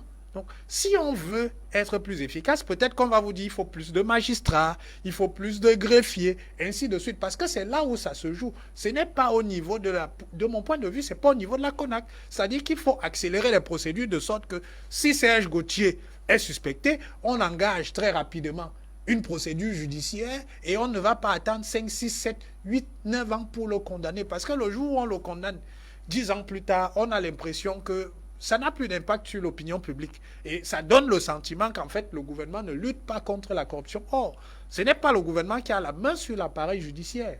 C'est de ça qu'il s'agit. Donc, peut-être qu'il faut... C'est ce que traduit généralement le discours du révérend docteur Massinga. J'ai transmis mon rapport à qui de droit? Pour en faire quoi? Oui, mais ça, c'est le principe. La CONAC, j'ai bien dit, les institutions, il y a plusieurs institutions. La CONAC a son rôle, qui n'est pas le rôle de poursuivre les délinquants économiques.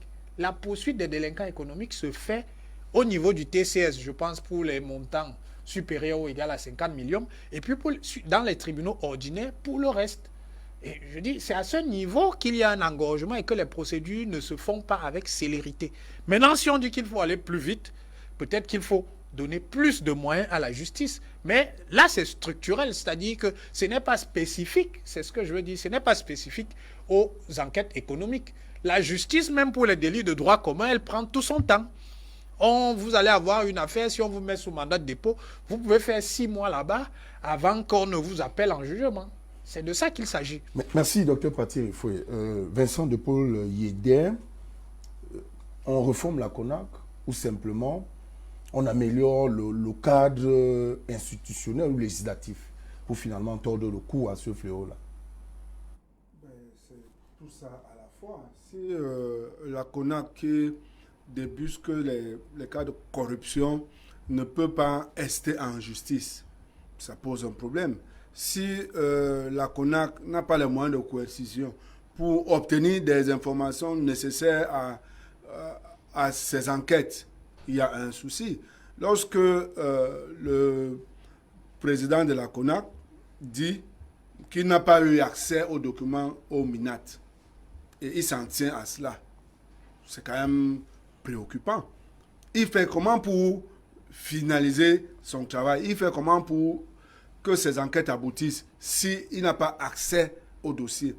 Donc, on pourrait bien penser qu'en réformant la CONAC ou en améliorant le cadre institutionnel, elle pourrait être plus efficace. Mais, tel que je l'ai dit, et je pense que nous sommes tous d'accord ici sur ce plateau, il faut un nouveau leadership pour pouvoir impulser, n'est-ce pas, un Cameroun nouveau qui va se bâtir sans la corruption et sans corrompu. Eugène Gahn, pour tordre le cou à ce fléau-là, qui semble aujourd'hui être un grand mal pour le développement socio-économique du Cameroun. On restructure la CONAC ou alors on améliore le cadre législatif qui régit ce secteur-là. Bien, je vous indiquais lors de ma Première prise de parole sur ce sujet que il n'était pas de la volonté de ceux qui gouvernent le Cameroun actuellement de lutter contre la corruption. C'est volontairement qu'il laisse perdurer la corruption parce qu'en réalité, c'est elle qui permet de maintenir le gouvernement actuel en place. Sans corruption, le gouvernement s'écroule. Alors, quand vous voyez M. Biya, j'ai indiqué tout à l'heure, refuser d'appliquer l'article 66, n'est-ce pas, de la Constitution, sur la déclaration des biens des gestionnaires des fortunes publiques. Quand M. Biya met sur pied un organe comme la corruption, qui en réalité n'a aucun pouvoir, qui doit faire ses papiers et les lui renvoyer, ça veut dire vraiment que c'est une moquerie. À côté de cela, on a la NIF. À côté de la NIF, on a le Consupé. Quel est le rôle du Consupé? Des inspecteurs d'État grassement payés par le contribuable, dont le travail vraiment est à questionner, parce qu'en réalité, n'oubliez pas que le Consupé est délégué à la présidence également. C'est-à-dire quoi? Tous les rapports qu'ils font, ils les envoient à M. Biya. C'est lui le ministre de la Justice, c'est lui qui décide s'il faut poursuivre quelqu'un ou pas. Et on vous parle je dirais, du TCS. J'ai toujours dénoncé ce TCS parce qu'en réalité, la mise sur pied du TCS et son fonctionnement sont anticonstitutionnels. Parce qu'en réalité, il y a un traitement, je dirais, qui n'est pas conforme, si vous pouvez permettre cette expression, du point de vue de la Constitution. Tous les Camerounais étant égaux devant la loi, il est incongru que certains aient peut-être, par exemple, la possibilité de rendre le corps du délit et d'être libérés, pendant que d'autres ont l'obligation de payer le crime pour lequel ils sont poursuivis. Ceci dit, on ne va plus s'éterniser à faire des longs débats dessus. Il est démontré suffisamment que le régime de Yaoundé n'a pas envie de lutter contre la corruption. Il faut un nouveau leadership, il faut un changement radical de paradigme. Et c'est pourquoi nous appelons les Camerounais à prendre leurs responsabilités. Nous ne pouvons pas accepter d'être, n'est-ce pas, englués, d'être enfermés par ce régime-là. Pour lutter contre la corruption, il faut une impulsion de la haute hiérarchie, c'est-à-dire de ceux qui font office de gouvernement. C'est eux seuls qui peuvent impulser la lutte efficace contre la corruption. Vous avez vu mon cher frère du PCRN, pardon de ne pas connaître le nom ou bien d'oublier le nom. Vincent Depoyede. Monsieur le conseiller municipal, toutes mes excuses. Hein. Tout à l'heure, il a fait mention de l'exemple du Ghana, avec à l'arrivée à sa tête de Jerry Rawlings, qui a pris les taux. C'est Onanina qui a. Moi, j'ai un problème avec l'exemple du Ghana parce que je veux bien, mais si vous choisissez l'option du Ghana, la c'est guillotine. un État totalitaire, hein, non, parce que c'est la guillotine. S'il vous plaît, Jerry Rawlings, docteur, c'est une parenthèse. Il faut aller au bout, docteur. Du raisonnement. Moi, je n'ai rien contre ça. Mais Jerry Rawlings, il a fait exécuter son beau-frère. D'accord. Donc, c'est de ça qu'il s'agit. D'accord. Les Ghanéens ne se sont pas arrangés parce qu'ils avaient le choix. Je suis d'accord. Ils se sont arrangés parce qu'ils se sont arrangés. Ils se sont arrangés parce qu'ils... Non, je vous cède la parole. Ils se sont arrangés parce qu'ils se sont rendus compte qu'en fait, c'était le gibet si tu étais soupçonné d'avoir détourné un CEDI. Pardon. Docteur, je pense quand même que tout ce qui a été fait au Ghana a été fait en conformité avec la loi. Et je crois que rien n'a été fait en dehors de la loi. Maintenant, le Ghana n'était pas encore démocratique. S'il vous plaît, je veux dire qu'on n'a pas eu des exécutions extrajudiciaires, tout au moins. Et il faut rappeler qu'au Cameroun, la loi, la condamnation à mort existe encore. Quelques-uns venaient d'en faire les frais. Et du côté du sud-ouest, ceux qui avaient été soupçonnés, qui sont soupçonnés d'avoir commis des exactions sur... pas le tribunal, reconnu coupable, n'est-ce pas, d'avoir commis des exactions sur des écoliers. C'est pour dire qu'au Cameroun, des mesures existent pour enrayer la corruption. Seulement, le gouvernement de Yaoundé ne l'applique pas. Qu'est-ce que ça vous dit lorsque le président de la République lui dit que c'est lui seul qui peut décider si on poursuit quelqu'un en justice ou pas? Que font les procureurs de la République?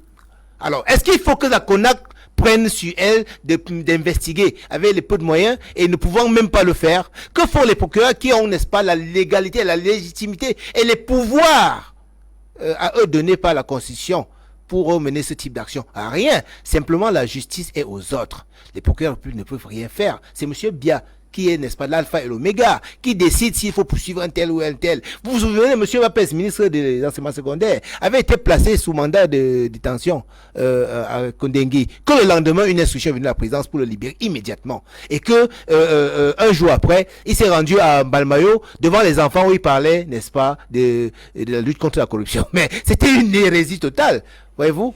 Merci, Jeune Gan. Serge Gauthier Onanina, on tord le coup à ce fléau-là en mettant en place probablement de nouvelles institutions, ou alors la CONAC peut toujours servir aujourd'hui en front office. Ouais, il y a un aspect de la réforme de la CONAC, mais elle ne sera pas suffisante si on ne met pas un terme au règne systématique et triomphant de l'impunité. Les gens sont corrompus parce qu'on ne les punisse pas. Ça veut dire qu'il faut systématiquement appliquer la loi. Or, la loi n'est pas appliquée. Si les gens ne croient pas en la justice, si les gens savent que quand ils vont aller, vous allez aller avec lui en justice et qu'il sera libéré pour des faits graves qu'il a commis, pour des abus dont vous avez été le témoin, alors comment ça ne va pas se perpétuer? Donc c'est de cela qu'il est question. C'est 1, mettre un terme au régime de l'impunité. 2, et pour qu'on mette un terme au régime de l'impunité, il faut faire aboutir toutes les enquêtes en relation avec tous les problèmes, toutes les dénonciations, toutes les accusations, toutes les plaintes. Il faut restructurer cette CONAC qui a besoin d'avoir suffisamment de ressources pour pouvoir travailler dans l'arrière-pays. Il faut forcément, donc, et c'est par là, faire appliquer la loi. Article 67, 66 et toutes les autres dispositions de la loi et montrer que la loi est au service de tout le monde au Cameroun. Voilà le problème de la corruption. Le problème n'est pas forcément de qui donne à qui. Le problème est de qu'est-ce qu'on fait de celui qu'on a accusé. Quel traitement on lui accorde par rapport à ce que la loi dit. Est-ce qu'on applique cela au Cameroun? Non. C'est pour ça qu'il faut insister sur l'impunité. L'impunité. Merci, on va passer là très rapidement. 10 secondes. Je oui. voudrais marteler un fait. Tout ce que vient de dire M. Nanena, c'est très vrai. Mais pour y parvenir, il faut démocratiser les institutions. Tant que nos institutions ne sont pas démocratiques, alors on ne pourra pas aboutir aux résultats escomptés. Merci. Le problème n'est pas le fait que la CONAC ne juge pas, mais plutôt que la justice, le procureur de la République ne peut pas s'auto-saisir des dossiers. Ça, c'est un autre message qui nous parvient là. Tout de suite, on va aborder la question autour du RDPC qui aujourd'hui, au regard des événements qui sont déroulés à l'intérieur de la République, on a effectivement évoqué le fait de ce vandalisme-là ou de cet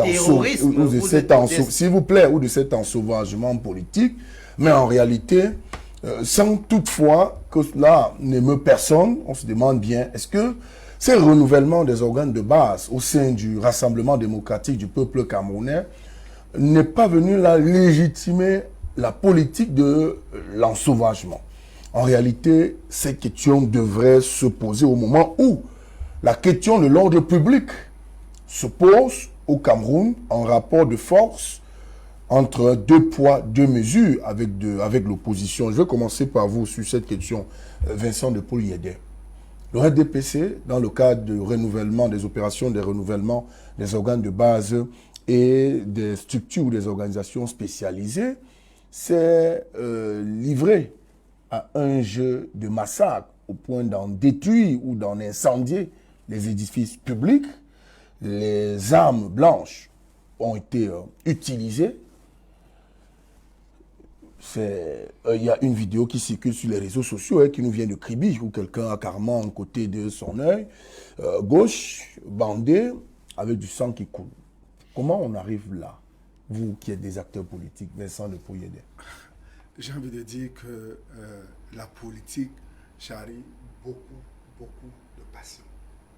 Les gens ont leurs ambitions, les gens veulent absolument être les premiers sur les postes, les gens veulent absolument passer, même par la force, même par d'autres moyens. Et c'est pas seulement dans le RDPC que ça se voit, ça s'est vu ailleurs, même dans d'autres partis politiques, au Cameroun comme en dehors. Mais il y a, tel qu'on le disait ici, un sentiment d'impunité qui anime les gens. Parce que je présume que si les mécontents avaient été d'un autre parti politique, ils ne se seraient pas risqués à barrer la voie publique. C'est-à-dire qu'ils auraient pu faire leur bagarre à l'intérieur, mais ils n'auraient jamais pris le risque d'aller se pointer sur la place publique. C'est-à-dire qu'il y a ce sentiment de protection, n'est-ce pas, par certains membres, n'est-ce pas, soit du régime, de manière générale, soit les membres du gouvernement, soit des élus dont ils sont garantis de la protection. On peut donc comprendre que des gens aient pris des risques. Mais on voit quand même qu'il y a un désir, n'est-ce pas, de sincérité, il y a un désir de démocratie, un désir d'expression à l'intérieur de toutes les formations politiques au Cameroun. Quel désir de démocratie avec la brutalité, avec le sang, avec ce gâchis-là, Vincent? Oui, là c'est la conséquence. Là c'est la conséquence d'un certain nombre de frustrations. Et les gens estiment, à tort ou à raison, qu'il y a eu, par exemple, en fonction des localités, il y a des localités où, par exemple, les électeurs, le nombre d'électeurs a été multiplié même par 10.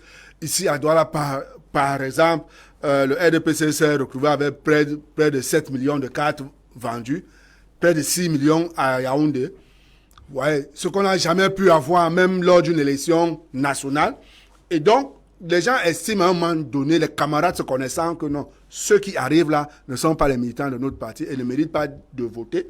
Et donc, ils viennent parce que, ayant été amenés ou alors achetés par quelqu'un d'autre qui est un adversaire de celui qui est là, et puisque le système est vicié, ils n'ont pas le temps de faire entendre leur voix, alors ils se disent obligés de passer par des mouvements comme ceux-là. Il y a par exemple, et ça il faut le dire, il y a dans certaines localités des habitudes qui ont pris corps. Parce que ces élections, ce sont la reproduction des élections qui ont souvent eu lieu. Et on s'est retrouvé avec les charters tels que je disais, des choses qu'ils ont eu l'habitude de faire lors des autres élections. Maintenant qu'ils ne sont pas d'accord entre eux, ils se dénoncent donc. Et donc, on met en difficulté ceux qui ont fait cela parce qu'ils savent que ça se fait et ils savent comment ça se fait. Qui mieux qu'un militant du RDPC pour débusquer les tricheries d'un autre militant du RDPC? Nous, du PCN, on pourra dire que le RDPC a fait ci, le RDPC a fait ça, sans jamais en apporter la preuve. Et même si la preuve était apportée, on peut toujours balayer ça d'un revers de la main. Mais quand c'est des militants même du même parti qui le font, maintenant des actes de violence, on regrette quand même que des élus, tels qu'on l'a vu à Kribi, tout un sénateur se livre à des actes de violence sur les personnes de ses camarades militants. Il est au-dessus de la loi, peut-être. Je ne saurais le dire, mais je pense que tous les Camerounais sont égaux devant la loi. Nous sommes dans une république. Donc même lorsqu'on est élu, on n'a pas le droit, n'est-ce pas, de porter atteinte à l'intégrité physique d'un citoyen camerounais, fût-il votre employé, fût-il votre camarade du parti, tel que ça a été le cas là. Mais il faudrait qu'on le dise, et ça a été dit ici, les réseaux sociaux ne servent pas trop les intérêts des réfractaires, n'est-ce pas, au changement. Parce que tout ce qui se relaie là aujourd'hui, c'est parce qu'il y a des téléphones, c'est parce qu'on peut très rapidement faire une vidéo et la balancer dans les réseaux sociaux. Maintenant, il est difficile de démentir ce qu'on voit. Vincent de Pouillet, si ça venait de vous, de votre camp, de l'opposition, ces actes-là, de ce type, est-ce qu'on serait là avec un discours, ou alors un jeu de cache-cache, où on traduit des gens devant le tribunal militaire, sans que cela ne fasse véritablement écho, comme on a connu au Cameroun, en faisant le rapprochement avec des militants du MRC?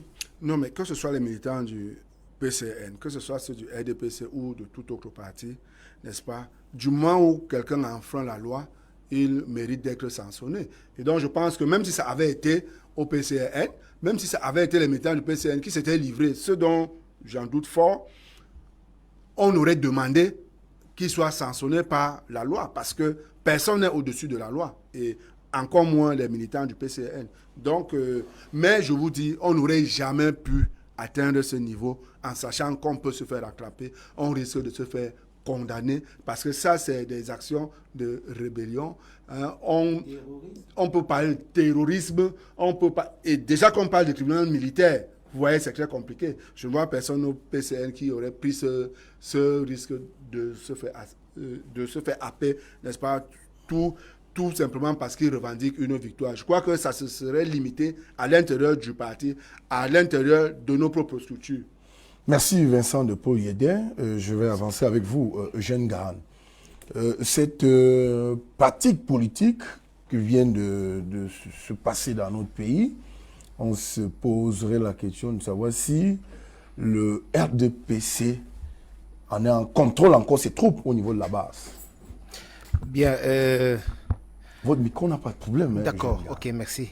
Je voudrais simplement remarquer que, avec beaucoup de douleur et de tristesse, parce qu'il s'agit quand même des compatriotes, quoique adversaires politiques, que les actes qui ont été posés entachent durablement, n'est-ce pas, l'honorabilité, n'est-ce pas, de notre cher pays, le Cameroun. Je voudrais faire simplement remarquer que cela vient des rangs du RDPC et cela interroge les militants du RDPC qui crient non au hold-up électoral. Vraiment, c'est un peu comme un rêve, voyez-vous. Nous avons, à l'heure qu'il est 124 de nos militants en prison qui sont levés pour dire non à la guerre aux Nozo, qui ont dénoncé un certain nombre de faits, dans la paix, dans la pratique républicaine, mais qui se trouvent actuellement en prison plus d'un an, avec à la clé d'être traduits devant les tribunaux militaires. Voilà nos compatriotes du RDPC, il faut le dire sans embâche.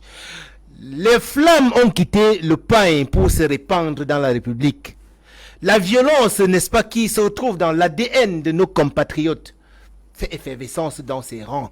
Nous avons souvent connu ça lorsqu'il s'agissait des élections locales ou présidentielles.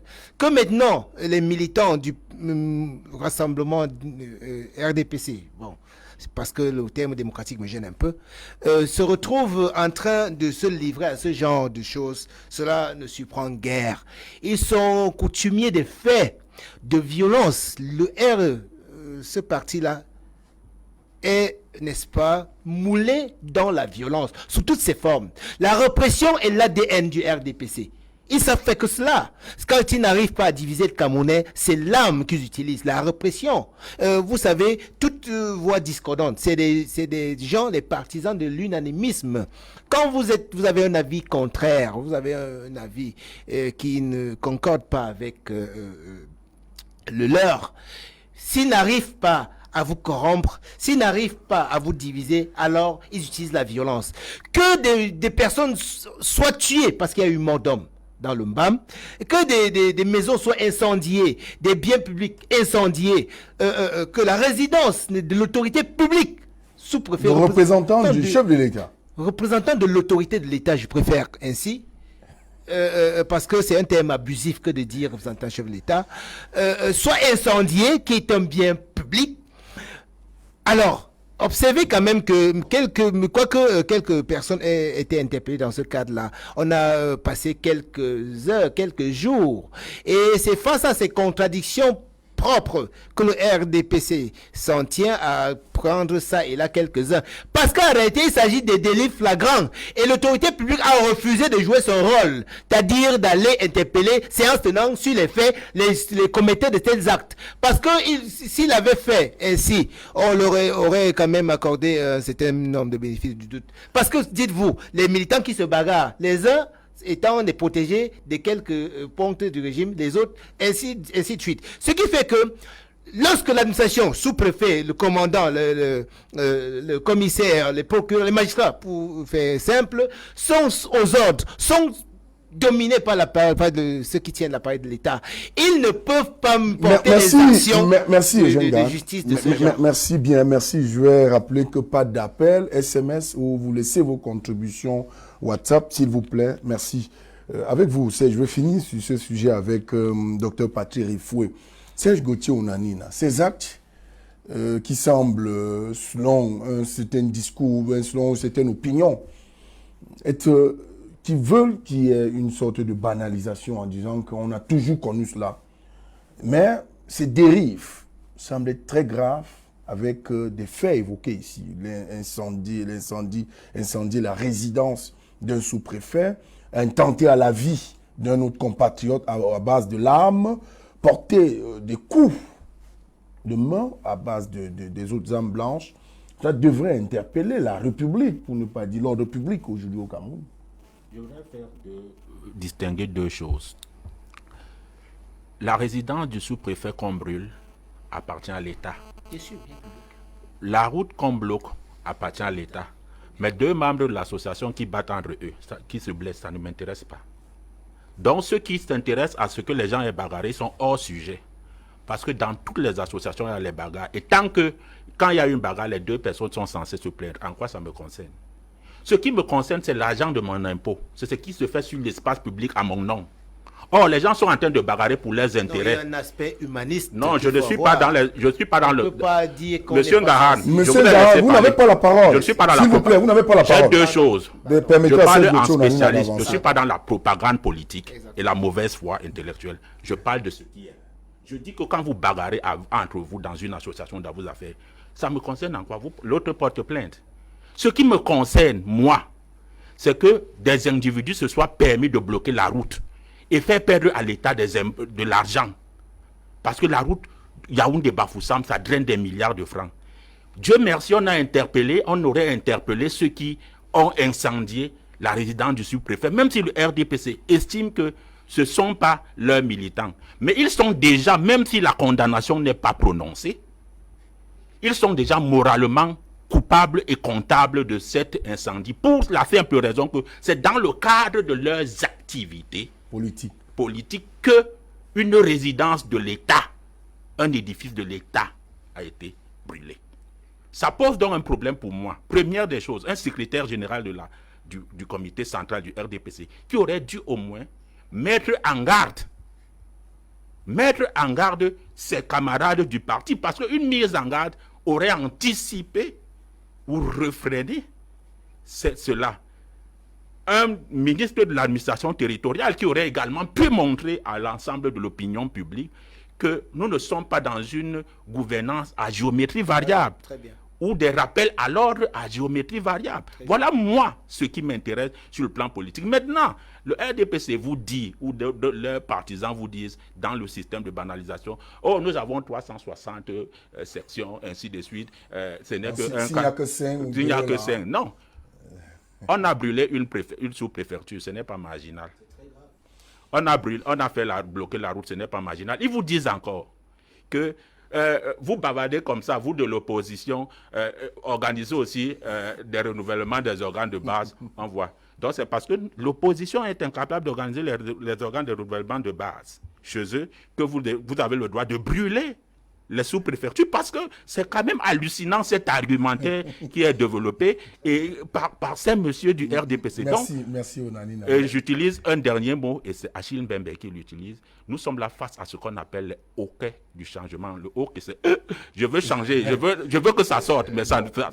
Vous n'avez pas convoqué une musique qui est quand même très célèbre dans notre pays, là, que je ne vais pas évoquer ici. Donc voilà. Ça ne fait que... Avec vous, docteur Paty Rifoué, je vais dire à ceux qui envoient les SMS et les WhatsApp, signez vos messages avec vos noms et vos lieux de résidence. Docteur Paty Rifoué, cette situation devrait vous interpeller, vous qui êtes au RDPC aujourd'hui. Vous légitimez la politique de l'ensauvagement de l'espace public? La première chose, c'est que en matière d'ensauvagement... Je chute avec vous, on va sortir. En matière d'ensauvagement, ce qui s'est passé au RDPC, même si cela est regrettable, est sans commune mesure avec ce qu'on voit ailleurs. Pour ne prendre que le cas du PC, du MRC, ils sont au minimum responsables au plan moral de 3 décès. Mirabel Lingom, Christian Pendaikoka et Paul-Éric Kingé.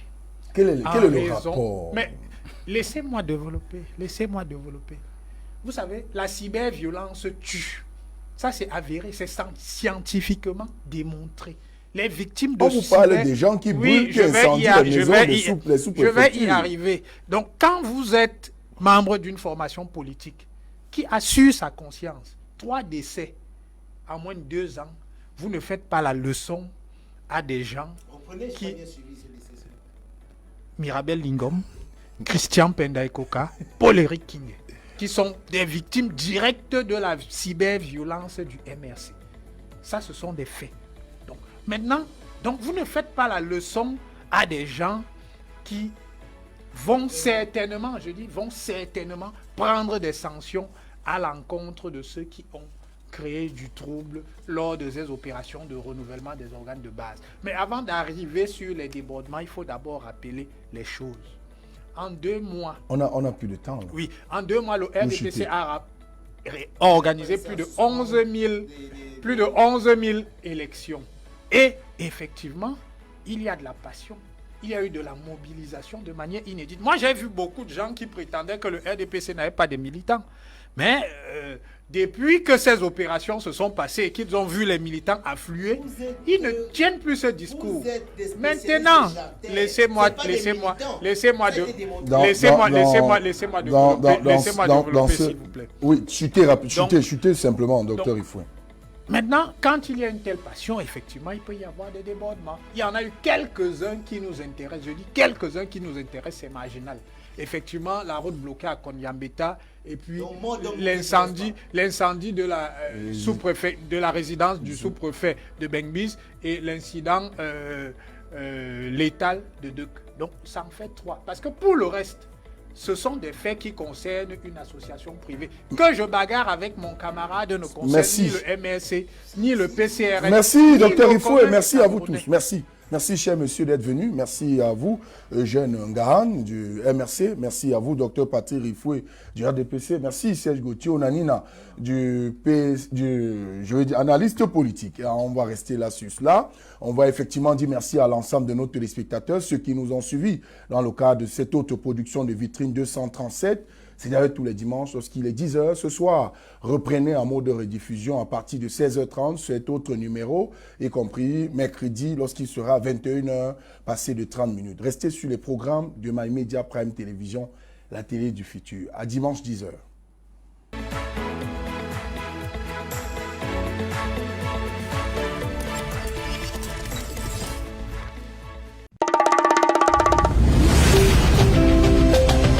My Media Prime TV, the African Eye.